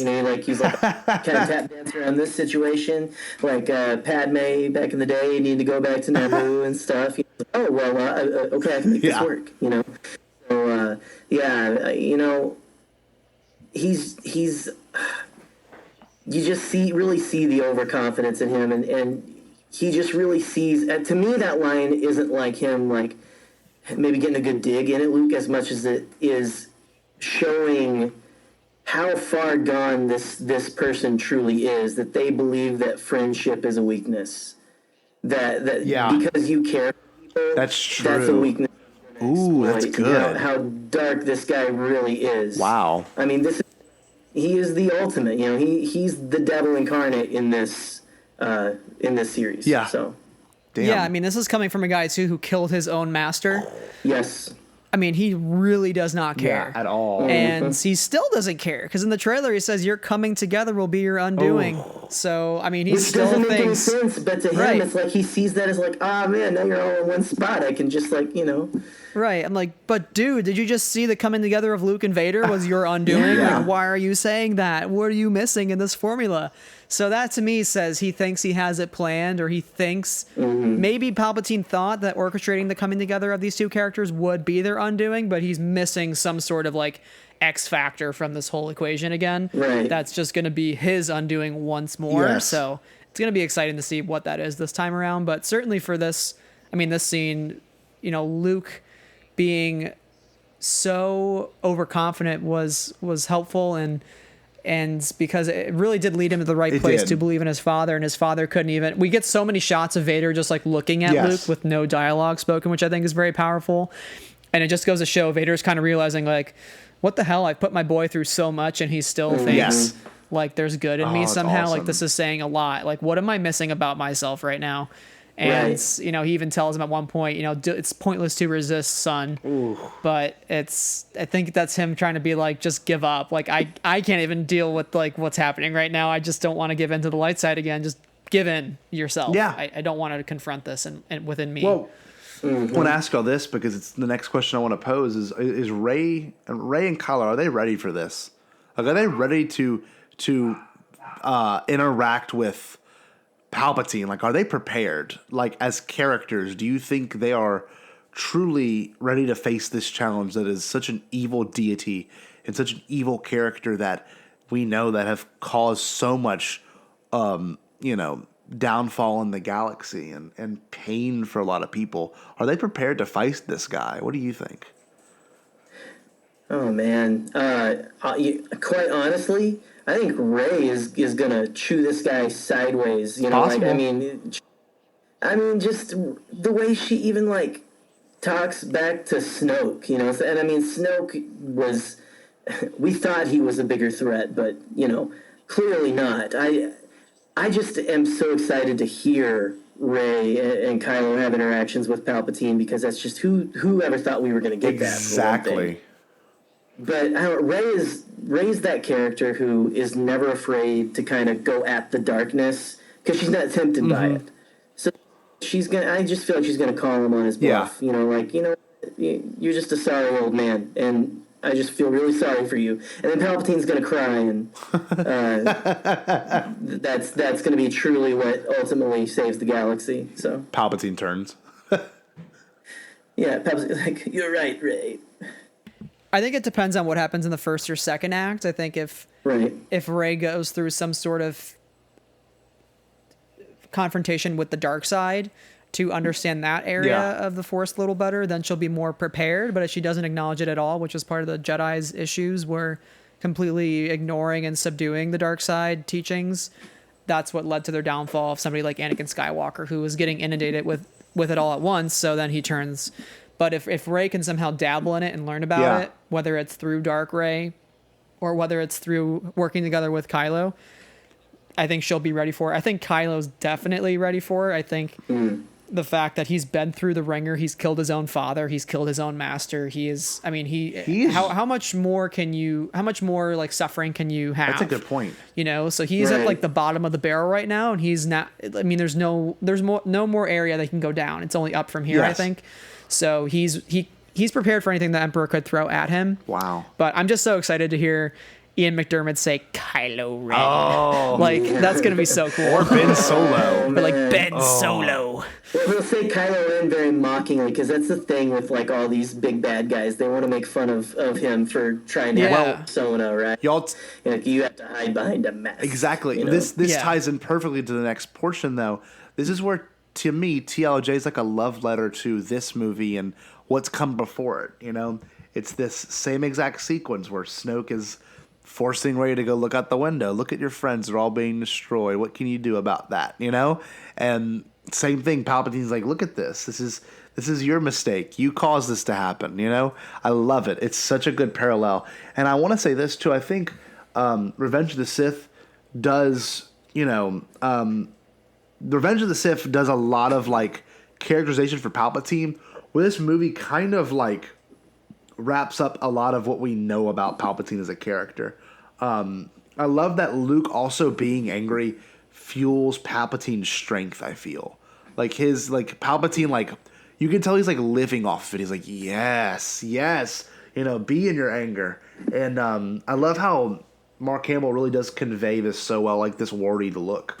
And one thing I want to bring up that Jerry and I brought up in the last episode as well, Mark Hamill has to do some crazy acting. Like, I don't care what anyone says. People might say he's a bad actor, but he acts with pretty much a trash can and an Oscar award for most of the first movie.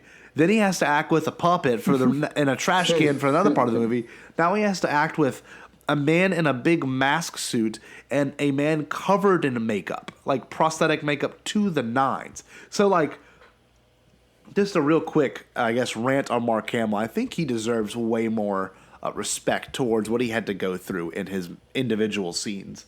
But I guess with that being said, I do love this next line, that there is no escape, my young apprentice.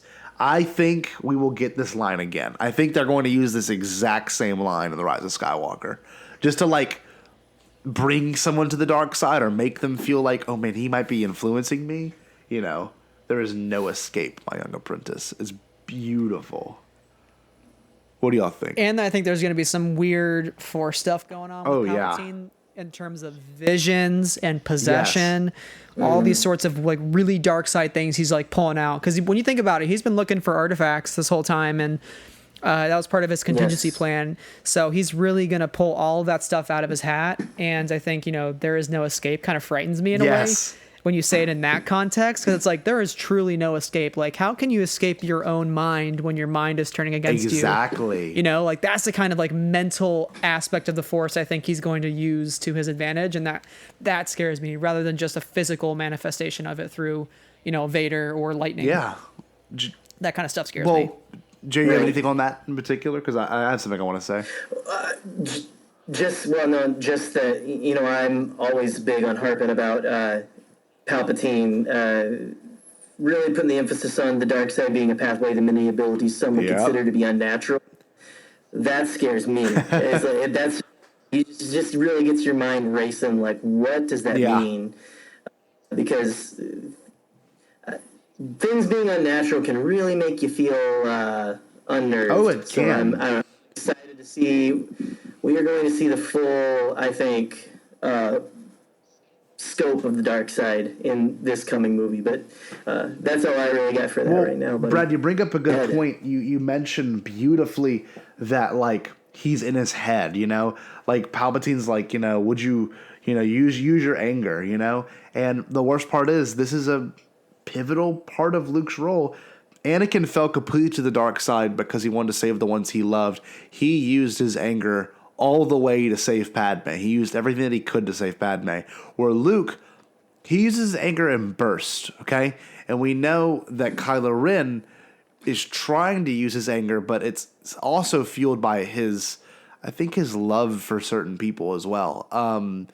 And it's a weird thing to say, but like Palpatine finds a way to get inside each character's head. He kind of get into Luke's head, but only for Luke to realize something later in this battle. And so when, of course, Luke kicks Vader and he kicks him on the stairs and they fight for a little bit and he goes, "I will not fight you, Father." And he like puts his lightsaber to the side. And I love that Vader is very sneaky as a fighter too in this movie. He like, the second he puts his lightsaber down, like Vader immediately ignites it and goes to strike Luke, and Luke defends himself. I do love this line that Luke says to Vader, because it's very huge to me in regards to the Skywalker saga. "You couldn't bring yourself to kill me before, and I don't believe you will destroy me now." It's like, that's pretty heavy. That's like really heavy in regards to Luke's character and how much he's realized, how much more he's matured, because he's obviously had a reflective moment where he's like, man, he didn't kill me then, and he could have killed me in Cloud City, but he didn't. What do y'all think of that? Do you think Vader was ever going to kill Luke, his only son? I don't think he ever really could have done it, but you really wonder what he would do to really win favor with the Emperor. I don't know. I think Luke is correct. I think that deep down, Anakin, I don't think he could have done it. That's like his final link to Padme, which was the whole reason he turned to the dark side was to save her. So, and we now know in canon that a lot of his time when he's not doing things for the Emperor was spent in his castle trying to do natural force stuff to bring Padme back. And so that's just, I don't know, a lot of crazy stuff going on in that respect, but I don't think he really could have. Brad, what do you think? Yeah, I mean, when you think about Vader all through the years until he found out Luke was his son, there was really nothing for him to live for. And once he finds out he still has a kid, then there's something there. There's a glimmer of hope. And Anakin Skywalker kind of starts to slowly and surely come out of the woodwork. Vader's facade. I forget which one of you said. You mentioned like facade earlier. The idea that he has this on him, but it's starting to get cracked away, and like an egg, and inside the egg is the true person. So, I don't think he ever had any intention of killing Luke. I think Vader is just as confused as Luke is probably, and I'm hoping that's something that's explored in the comic series that are coming out. What is Luke and Vader dealing with post Empire Strikes Back? Vader just having had the denial from his son to join him. That's got to be pretty disheartening. So I think Vader fully planned on. I think he didn't want his son to turn to the dark side. I think he was trying to kind of figure out how they would go about that battle finally, but he was more relying on Luke to kind of initiate that sort of moment or action, and then he would follow. It just took him a little bit to get there. Old habits die hard. Well, the reference you made of the egg cracking, you can almost see that literally from Ben Solo's point of view, and like, it took so much for him to finally accept that he is not going to have to wear this mask, only to then in this movie, which I can't wait to see why he chooses to put the mask back on, but like, it's a cracked look. He's broken as a character as well. Just like these Skywalker men, all of them are essentially so broken. The only one that's a little bit more grounded than most is Luke. And I think that primarily comes from Luke's childhood being a pretty normal childhood compared to most of the men in his family. But with that being said, it gets to the Palpatine, good. And it goes to the classic Luke, who is by nature a pacifist. I will not fight you. And we see that again in TLJ. He does not do any fighting. He is simply there as a distraction. And the only time Luke does this fighting is when Vader brings up, especially for, sister, you have a twin sister. I know Jerry loves that scene. You've always talked about that scene. Even when we first, Love that whole thing. when I first met you, that you scene. brought up like that's one of your favorite scenes. Why do you like that so much? Just because one big part of Star Wars that I've always loved is the whole focus on family. Yeah. And whether it's your actual blood family or found family, things like that, there is a sense of community and togetherness and finding your people and who they are. And I really love that. And what this scene says to me is, even though Luke and Leia are actually blood related, they started out as found family. Yes. And just this is like the culmination of everything they've been through. It's kind of like the last straw. Luke is really trying to be good. Like he almost strikes down the Emperor, but Vader from doing that, which I think is interesting. It is interesting. You just have Vader trying to call him out, whether, who knows, is he trying to turn to the dark side? I think he's still like, look, I don't know what I want to do yet. But it's that last straw of, you know what, if you're not going to turn, then I'm going to go get your sister. Like, no. And that's when his anger just like reaches its point. He's like Wreck-It Ralph, his passion bubbles very near the surface in this scene. So that's a good thing to mention. Brad, do you have anything in particular that you would like to bring up about this drastic turn? This Luke being a pacifist to being like, I think real quick for me, I think it's like Luke's only attachment that's the good in his family is his sister, and he loves Leia as a person and as a sister too. Now, I think when he's like, I'll turn her, it's like you can't take that last thing away from me, because you got to think Luke's lost everything at this point as well. Just like Vader's lost everything, just like Leia's lost everything, just like Ben will inevitably lose everything later. It's like these Skywalkers have such a struggle with losing everything for themselves, everything they held on close to, and I think this is the last string for Luke. What do you think, Brad? Yeah, I mean, it very much mirrors Anakin's fall too. I mean, Anakin feared losing somebody he loves, so now Luke's going through that same thing as well, and we see him nearly give into the dark side and go down that same path as his dad. And it's not until he realizes that he cuts off his dad's hand and sees the wiring underneath that, hey, they're more alike than you might think. We're both more alike than I thought. Like father, like son. Like I'm continuing down that same path as my dad right now, and I think that's a very powerful moment to throw aside the lightsaber and say, I'm a Jedi like my father. I don't care that you're threatening my sister. This is all going as the Force wills it, and things are going to work out.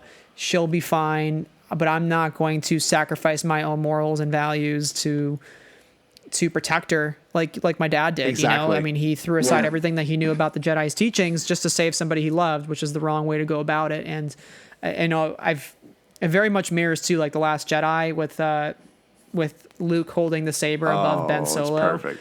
How he's holding it above his dad. I mean, the reason that shot was put in the movie by Rian Johnson. It was framed perfect on purpose. Oh yeah, it was framed. He had just acknowledged it like a week or so ago, 2 weeks ago, that they framed that scene literally perfectly for that exact reason. And it's then I want to real quick. I don't mean to stomp on what you were saying, Brad, but that is literally my favorite scene in all of Star Wars. It's like this realization that like I am so close to being like this robotic man before me that is my father. Like I don't want to be like that. And Luke always has this realization of like, I can't do this. And of course, this is when Jerry loves to bring up, he casts his saber to the side. No, I'm going to be like a Jedi like my father before me. And then Palpatine goes from being like, you will join me, to being like, oh, I see how it's going to be, and goes to kill him. It's a huge switch. And the thing I love the most, it's so hard to watch almost, is the Vader's like his like chest. I can't even do the voice, the sound of it, but it's like that wheezing, and he's like holding his other hand up, like, please don't strike me. It's like this character you're so used to seeing being the big baddie, and like you're scared of him being so weak and feeble. I mean, he's an old man, It's realizing that anger is all anger you will ever deal with, unless you're a bitter person, is always passing. Anger should never be something you even as an individual, as a human being, you should never dwell in anger because you can't live with it. You know, it'll only ruin you. It'll only bring negative consequences, and I think it's a huge life lesson that people, you know, obviously the fandom hasn't realized yet. You know, with the fandom menace and everything else that's come in. You know, like you can't be angry at this stuff. It's not gonna make you any better, any happier, any more. I guess any more that you realize that just being angry in general doesn't help. And I think that's when Luke's like, Right. wait a minute, this makes sense now. I'm not going to be like this man that I just defeated before me. But any thoughts on that real quick? Yeah, I gotta say it's a little bit ironic that specific group of people go against everything the Jedi stand for. So, you know, that's my thought on that, I guess. They seem to think they understand Star Wars more than most people. Exactly. And it seems to be quite the opposite because you're literally getting into anger. It's so true. Anger and fear and hate. Anyways, but, you know. Jerry, any thoughts on the hand realization moment? Because I think it's a huge moment. It really to me mirrors his failure in the cave in Empire. Wow, yeah. So that's really the only thing I have to add to that. Is you guys have really just kind of so eloquently dissected that. So, but yeah, it just really kind of reminds me of that. I think he's at that moment looking back, like to his failure at the cave, and like, oh crap, I'm about to do it again. Yeah. You know. Well, it's also the implication that they both have robotic hands. Because, like, it's almost one step further. Right. Like, my hand is also like his hand, and that's my dad, and I don't want to be like my dad, you know? Like, that his ignorance is inevitably what led to him having his hand chopped off, right? That is literally what led him being ignorant and leaving and not completing his training is a reflection of then later seeing his dad also being ignorant. And I think it's a huge thing, and hopefully Ben or Ray or whatever the situation is, they'll learn from that experience. But he will become his father if he lives in the dark side. He doesn't. And we know that when Luke passes on, he is nothing like his father. He actually is the probably the most true to the Jedi name we've seen so far. I'm a Jedi like my father before me, and the Force theme plays. And the Force theme is not used that much in this movie. It's maybe used 5 or 6 times. We get movies like the sequel trilogy tends to make the Force theme this like every 7 minutes we get the Force theme somehow, you know? But this movie is it must mean something. I don't know. I love the Plus, you get my favorite Palpatine line after that. I'm a Jedi like my father before me. You know, and he goes, "So be it, Jedi." Yes. Like the way he's so great. But we'll see. My favorite Palpatine line may change come, 17 days from now. Well, this can be brought up too. It's, "You fool, only now at the end do you understand." Jerry, you love that line. I know you've used that line on the show a couple of times too. It's just a fun one to say in a Palpatine voice. It's just like, "Oh, young fool," you know. Yeah. So I love also this line. Palpatine has such good one-liners.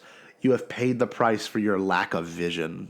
Ooh, it's like this dude. It's just, again, it's a dude who thinks he's got it all and just thinks that feeling for other people and loving other people is a weakness. So but I love crusty old this fire. next parallel is huge for this final scene is the Luke asking his father to save him. Father, please," and he's on the ground and he's shaking back and forth. And the line that Palpatine then uses, "Young Skywalker, you will die." I just hope we see, young Solo or young Rey, you will die. It's just,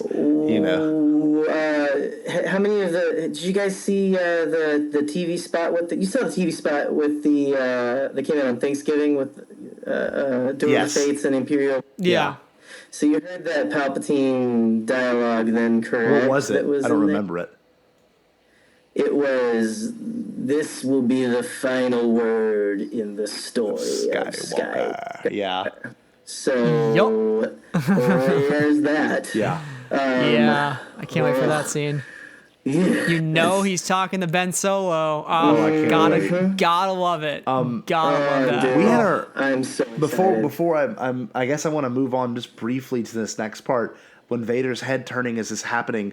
But I don't know if you ever noticed this, but on our Revenge of the Sith episode with our friend Eric, he brought up how this head turning, between Vader and Luke, this realization happens literally exactly the same exact. It's framed a little bit differently, but it's exactly the same way Vader looks at Mace and Palpatine, when he's like stuck between a choice. And I think in this moment, Vader realizes I've got to make the right choice this time, or I got to make the noble choice this time and save my son. And I told Jerry, I like the no sequence a lot in this part. Apparently that's a complaint, but I really liked when Vader lifts him up. He's like, no, no, and then he throws him. I think it's pretty damn good. But what do y'all think of that whole moment of obviously Vader being conflicted, knowing what is right and what is wrong, the idea of redemption? I know Brad has a pretty strong stance on that. What do you think, Brad? I mean, the essence of Star Wars is redemption. You look at every single character, and each of them have their own redemption arc. I mean,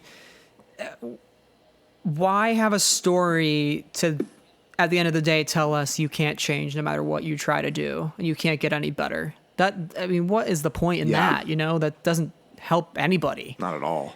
And we just talked about 5-10 minutes ago about leading a life of hate, and like how that is bad and unhealthy to do. So if we're saying if you're leading that life currently, you can never get better than that. Sorry, that's how you're going to be the rest of your life. No, the message is you can get better. Yeah. So what Vader is going through is to say, we've all had our dark side in our life. We all had moments that we're not proud of. We've all had journeys and turns that we're not proud of. But there is a path that we can take. It's always the choice to change the outcome. We can't change the past. In some way, I think of Kylo saying, kill it, which to an extent, sure, kill the past in terms of, don't let it hold you back from changing, but also the fact that you also have to acknowledge the past to not make those same mistakes. So it's kind of like a weird push and pull on that front. But for Vader, I think he's definitely thinking about his past in some way and what he's been through with the Emperor, but also realizing he has the chance now to change the narrative and also save his son. Yeah. So that's why he tells him, you were right about me. The whole time I told you it's too late for me, son. But now he's saying, you were right. It wasn't too late. I can always change. I can always make that choice. And I mean, that's what Star Wars is about. I could go on this for another hour.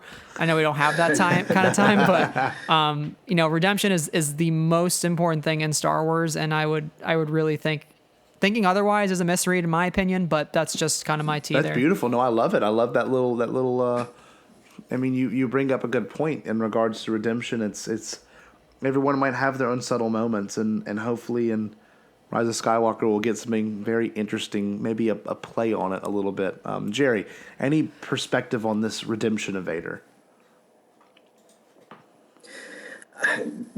Just that what really can you add? I'm just ready to see Ben Solo come back to the light. In the new story here, so I don't know. It's just something that they've really, now that I've watched the movie with these kind of analytical eyes, it's set up. It is set up. So far into the beginning of this movie, and even maybe a little bit after his confrontation with Luke on Cloud City. He kind of. Like, he doesn't choke anybody out. He just kind of goes like, that kind of sucks.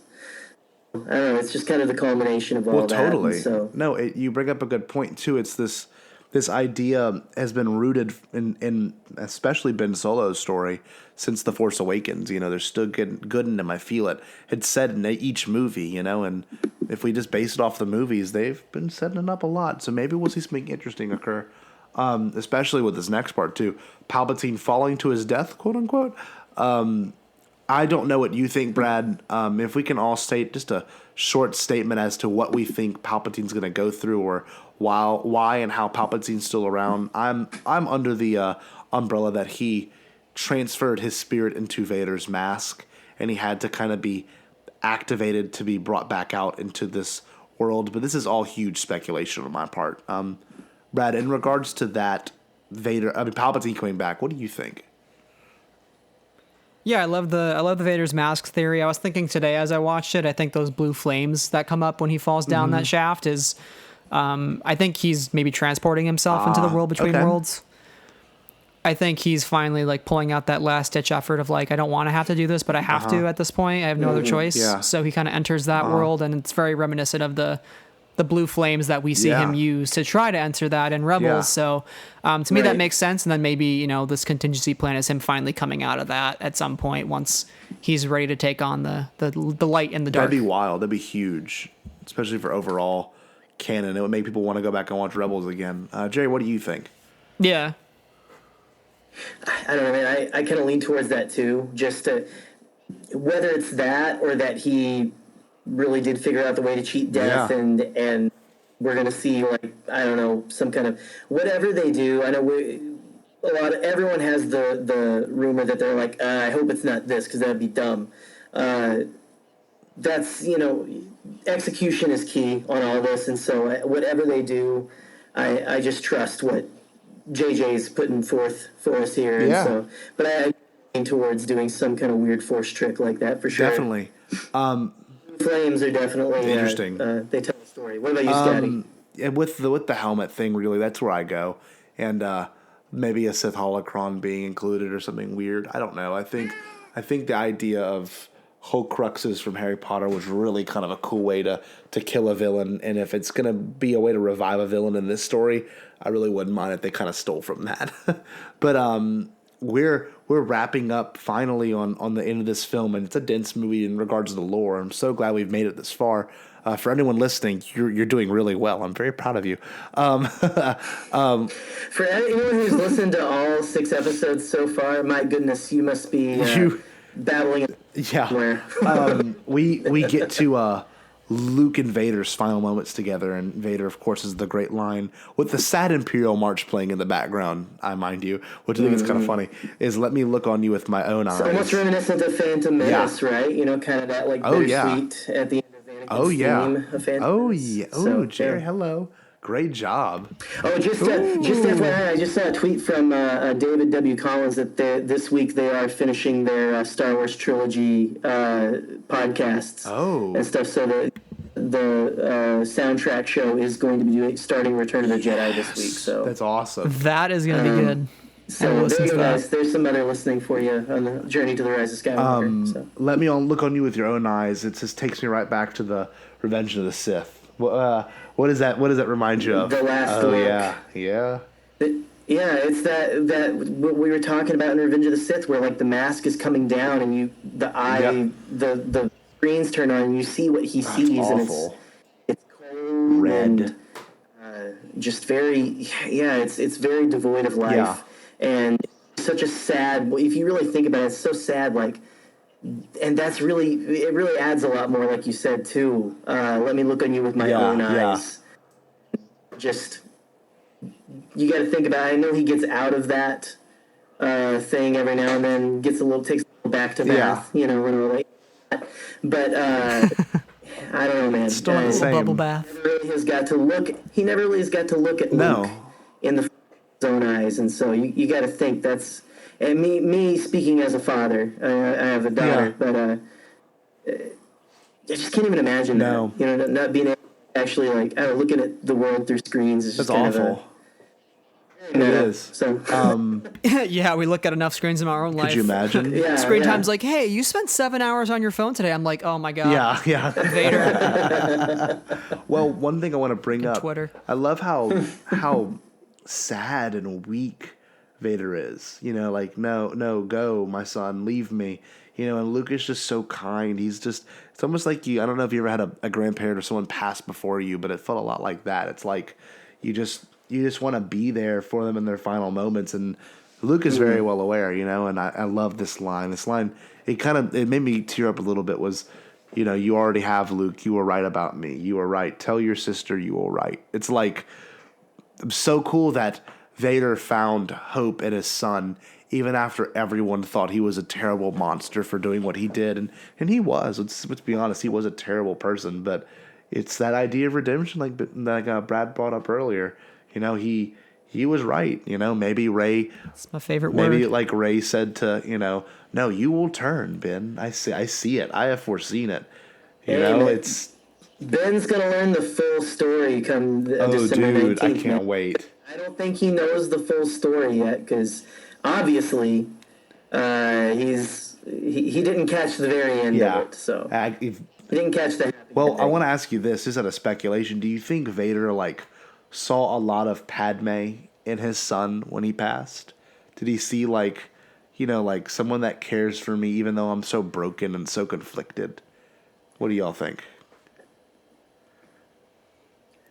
It's possible. I mean, you tend to see I mean, the famous thing, at least in Harry Potter, is you have your mother's eyes, you have Lily's eyes.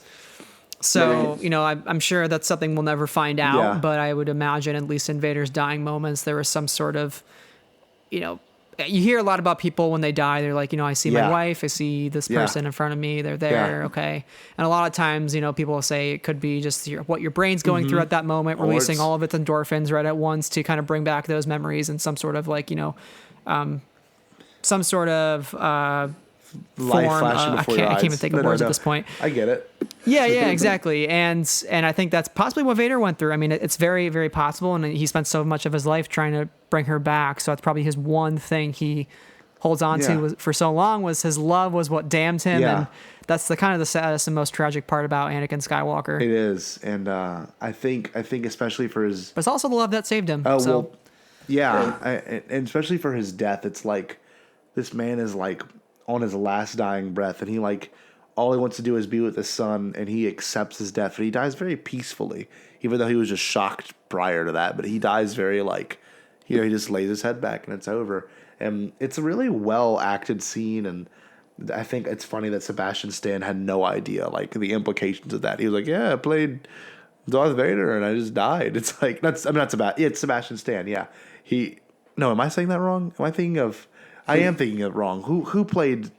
It's Sebastian Shaw. You're thinking Sebastian Stan, the Winter Soldier. So Sebastian Shaw was yeah, I played Darth Vader. No big deal. Now I want to ask you this. Jerry actually just brought it up. Does Kylo know his grandfather's actual death? Does he know it like we know it? What do you think? I don't think so, because, I mean, when he found out about Vader being his grandfather, I'm pretty sure that was through the news. Oh, yeah. Which happened in Bloodline. Yeah. So, I think, that's a pretty powerful thing to touch on, maybe, and especially in this day and age where there's a lot of misinformation out there, and you can go down the wrong path or believe in the wrong things if you don't check your sources and check your facts, and which facts never lie. But I think for Ben, he definitely has some skewed facts, and what I think is a supposed Force bond with Snoke, much like he has with Rey, but Force bond can be used for dark side purposes as well, which is in Secrets of the Jedi. I think Snoke manipulated him to think a certain thing about Anakin and how he went down versus the reality of that. And I think being back in that throne room will bring Ben back to reality and give him those missing facts, which will then be the final catalyst and the final dagger in the Bendemption coffin. Dagger, or the key in the Bendemption coffin to open it up and release what's inside. Dagger, so, this is a good point to be made, because you forget that even Rey acknowledges that, when she's talking to Luke around that little forced meditation pond they have in that room. He's like, "You turned him. You turned Vader. You were the one that did it." Rey acknowledges that. So there has to be some reality of that's a thing, or maybe Leia told her, that Luke turned Vader. It's a big thing. I don't know, and maybe that's something that Rey does imply in The Rise of Skywalker. I don't know if anyone else listening. Hopefully you have. You probably hear three very tired men, and we'll be coming to our conversation in a close in a little bit. I can tell in my voice I've gotten more weary in my old age. But let's close this. It's been 84 years. Exactly. Let's close this conversation out with the ending sequence. Jerry already brought up the Han twin realization. I love that. But if I can rant on anything else real quick. Sorry, my cat's trying to here.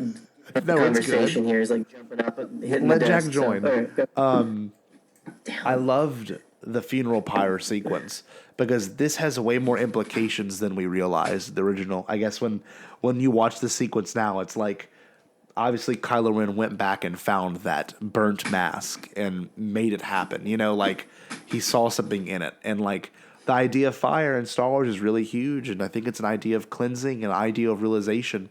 You know, Luke stood before fire when he watched his parents get burnt. He stood before it when he's watching his his aunt and uncle get burned. He stood before the fire whenever he watches his father then burned. He stood before the fire yet again whenever he watched the tree burn down. It's this idea of fire is very important, I think, to the Skywalkers, and we even kind of see it in the most recent Duel of Fates thing with the TIE Fighter being on fire on what appears to be Octo. I have no idea what that is. I don't want to get into it just yet. But with that being said, this idea of fire is huge, and we've only seen 2 funeral pyres, which is Qui-Gon, the very beginning of The Phantom Menace, and then in bookends with Episode 6 with Vader being the funeral pyre. And how I interpret that is it's like Qui-Gon's mistakes are then like kind of fully visualized at the end of this. You know, he might have not been the chosen one after all. And this funeral pyre is this idea of cleansing the world of this possible mistake, and it's all over now, and we kind of see that's not the case when Ben Solo comes back around. Anyone have any statements on that? Brad, looks like you want to say something. Maybe. Yeah, no, I think I'm very excited to see how this all wraps up. You know, the Phantom Menace started this all, and it's finally time we put an end to this endless cycle that he has caused so much harm in the galaxy and so much pain and suffering, and it's all linked back to him, and it's pretty scary stuff. Like his actions alone, Palpatine's actions alone, caused the Empire, caused the Sith to rise up, caused what's happening with the First Order. It's terrifying. He's the final loose end, and I know Ben Solo's gonna come out with that big blue crossguard lightsaber. That's my theory. I hope that's the case. Hope that's the case. Well, it's gonna rise to the occasion. I think I'll give a call back to our Phantom Menace episode of the Bombad Buildup, where like I kind of think we're gonna get a version of the funeral pyre where it is Palpatine. Oh wow! And not necessarily a respectful, but like a final, like we have finally defeated. Mm-hmm.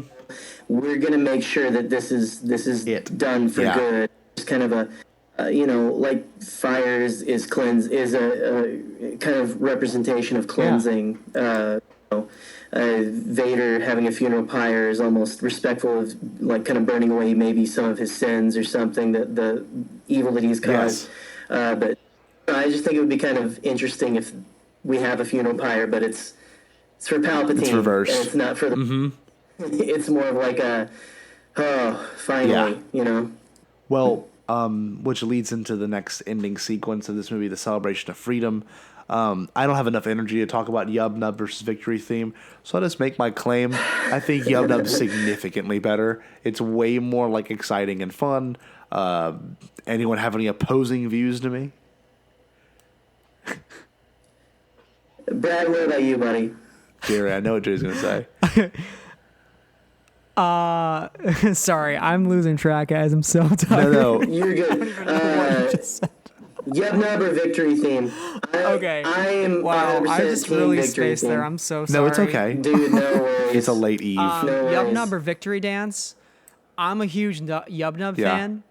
And if we don't get a Yub Nub musical number in The Rise of Skywalker, it's a disappointment, and I will complain about this movie for 2 years and create many YouTube videos about it. So that's all I'll say. You have it. You heard it here, folks, guys. Whoa, wow. See, I'm not even making any sense at this point. You heard it here first, folks. You guys all know I'm Team Victory.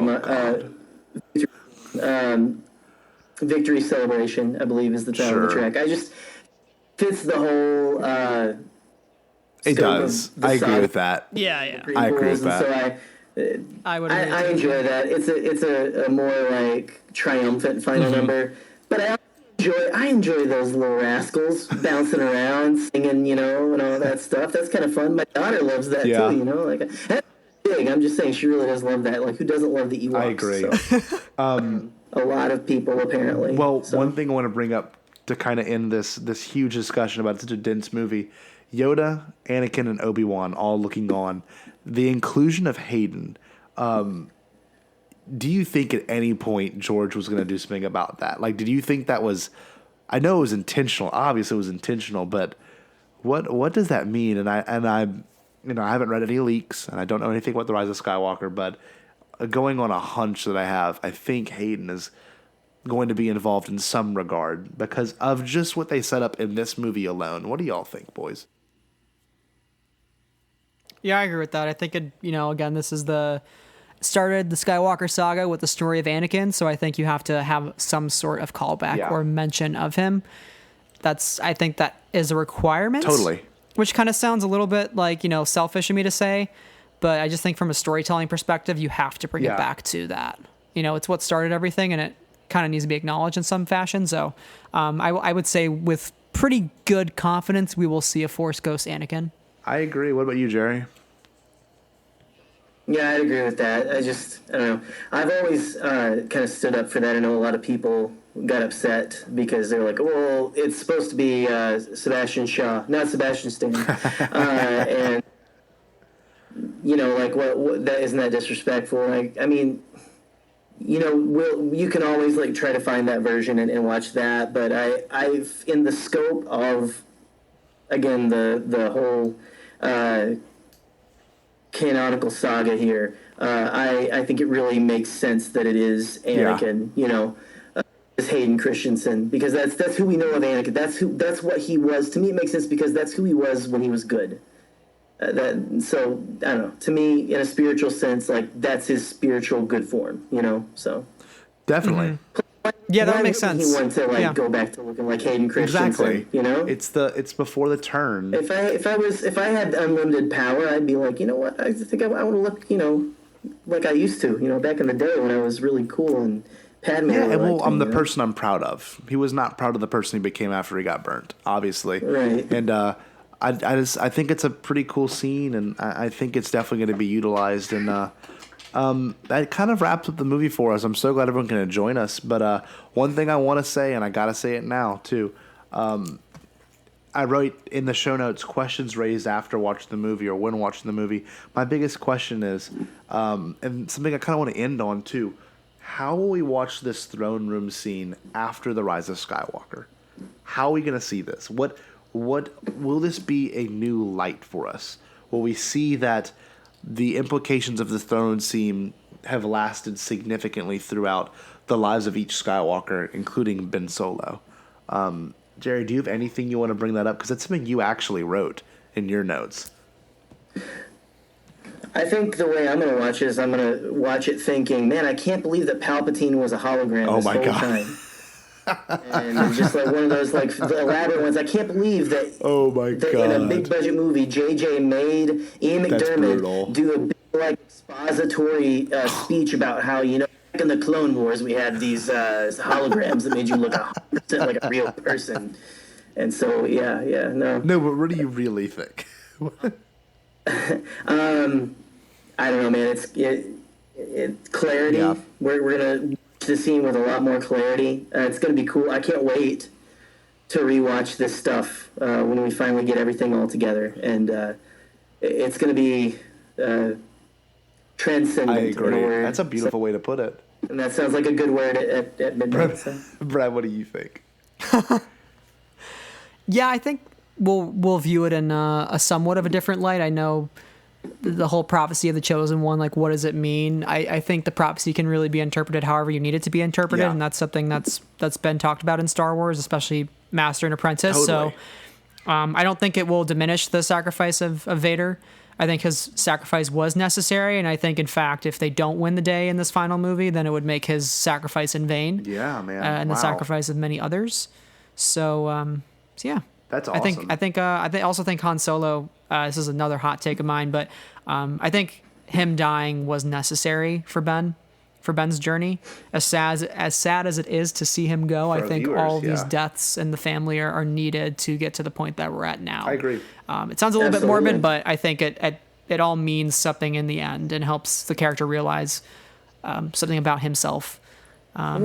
So Yeah, no, I don't think it's morbid at all, because you got to think the look on his face. He kills him, and he thinks, in the novel we have him saying, like, oh, he thought he would feel like a swell of the dark side, and he just kind of feels empty, and so it's awesome. yeah.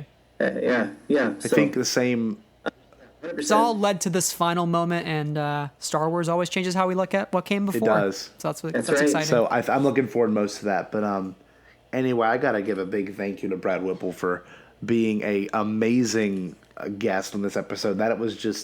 This was 3 hours and 36 minutes of pure joy and just fun talking about this movie. And Brad, you have now made it the longest in the Bombad cast. How does it feel? I'll send you a trophy in the mail. You're welcome. Yeah, I was about to say, where's my medal? Better be one of those like chocolate ones. You open them up and there's it's actually chocolate. Yeah. So I'd be a fan. That's hint, right? No, dude, seriously, and you know what? I believe Brad is the founding member of the One and Only Yeah, he Club. is. If I'm remembering correctly. I don't know. Don't come at me, members of the One and Only Club. But thank you again, Brad, for Your time. coming and talking so long with us on here. Yeah, no, I mean, thank you guys. It's any opportunity to come on other podcasts is pretty great. It feels nice to be asked onto these things, especially because it tells me I'm doing something right. So I just appreciate your guys' support and for you reaching out. So always happy to talk the talk, especially if Bendemption's involved. I gotta say. Heck yeah, buddy. Or Redemption. If you don't mind, I'm going to plug your pod here, Brad. Friends of the Force is fantastic. Incredible editing. Plug I away. often take a lot of your editing cues and how you phrase certain things from your show, and I try to implement them in mine. So you're doing some really good things on your your end, and I hope everyone has the opportunity before The Rise of Skywalker comes out to go check out Brad's show, and especially even after, because the coverage does not end here. We've got, and I'm sure he's got a lot more in store in the coming months. I know we do. Yep. Indeed. All Star Wars content are very, very tired. Yeah. Star Wars Totally. year. But it's a good tired. I can't. Yeah, I'm running 4 shows right now, so Exactly. it's been My pretty goodness. nuts. I might take a break though, leading up to this movie. There might be a little short hiatus. We're gonna take one after of episodes. Yeah, we're gonna take one after. The man has to sleep sometime. You know? Brad, Anyway. where can people find you, dude? When after this is over, when people can, kind of take it easy, or actually even right now when they don't want to take it easy and on the Star Wars hype train, where can people find you, man? Well, my podcast, Friends of the Force, is on iTunes, Apple. Those are the same things. Google, Spotify, etc. And we are on Twitter at Friends of Force and Instagram at Friends of the Force. So I post a lot of just fun Easter eggs, post episodes daily on those social media platforms, and we have a website that includes all the guests that we've had on the show. So if you're looking for maybe a possible interview or a possible talking point that we've discussed at some point, that would be the place you want to go. We just recently had actually Second Sister on the show most recently for my interview series. So I got to talk to her. Oh, fantastic. So if you haven't listened to that episode, go check that out because she talks a lot about the character. Oh, wow. And, it's a pretty great conversation. Hell So, yeah, that's cool. Wow. Yeah. Dude, congrats. That's moving on up. That's fantastic. Trying, Yeah. but it's a lot of fun. We're all about positivity. You won't find any, Nope. negativity, bull crap that you might deal with online. That's kind of the biggest thing I try to go for. So thank you guys for being positive Of voices in the course. community and just loving Star Wars. So that's, hey. I wouldn't come on here if I didn't think you guys fit into that category. That's So, awesome, man. you guys are awesome. Well, thank you for acknowledging that. It's high praise, Brad. Thank you.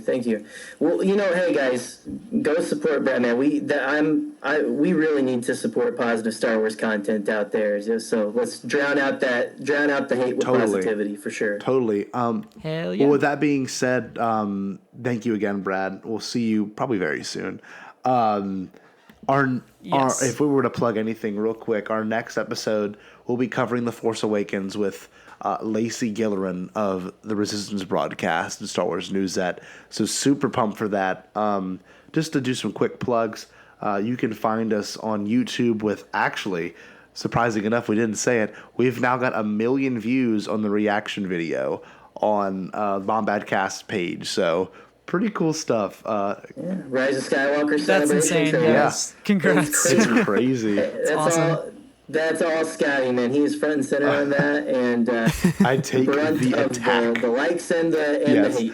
But So- When you getting that YouTube money, Yeah, come I guess you on, can say that. send you a There you go. paycheck. But with that being said, Disney yeah, money, right? the show money, not like monetized money.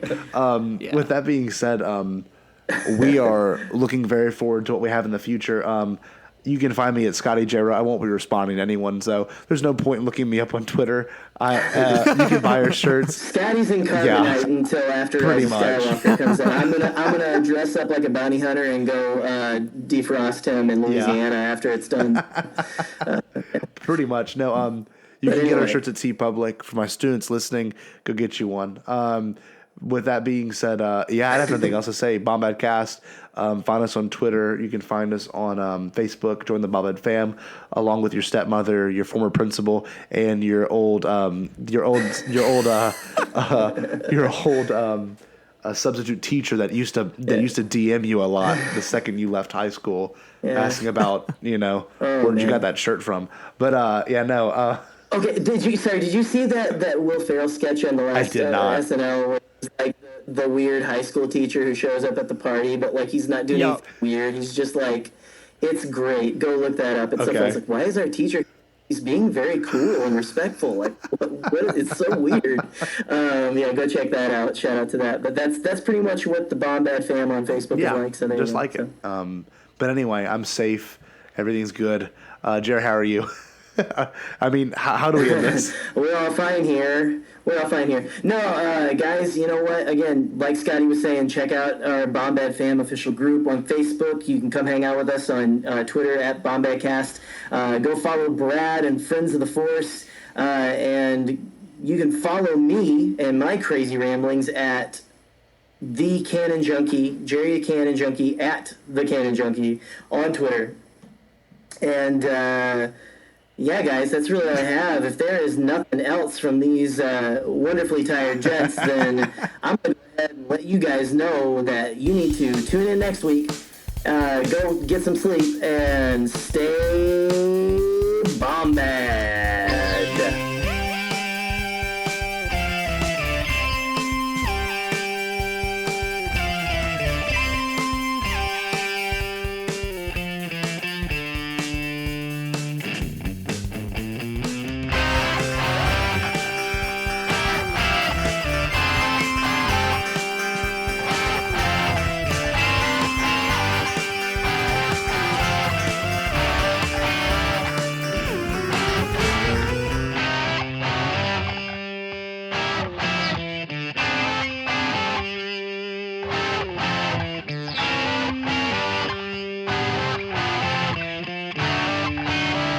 You shall all bomb back.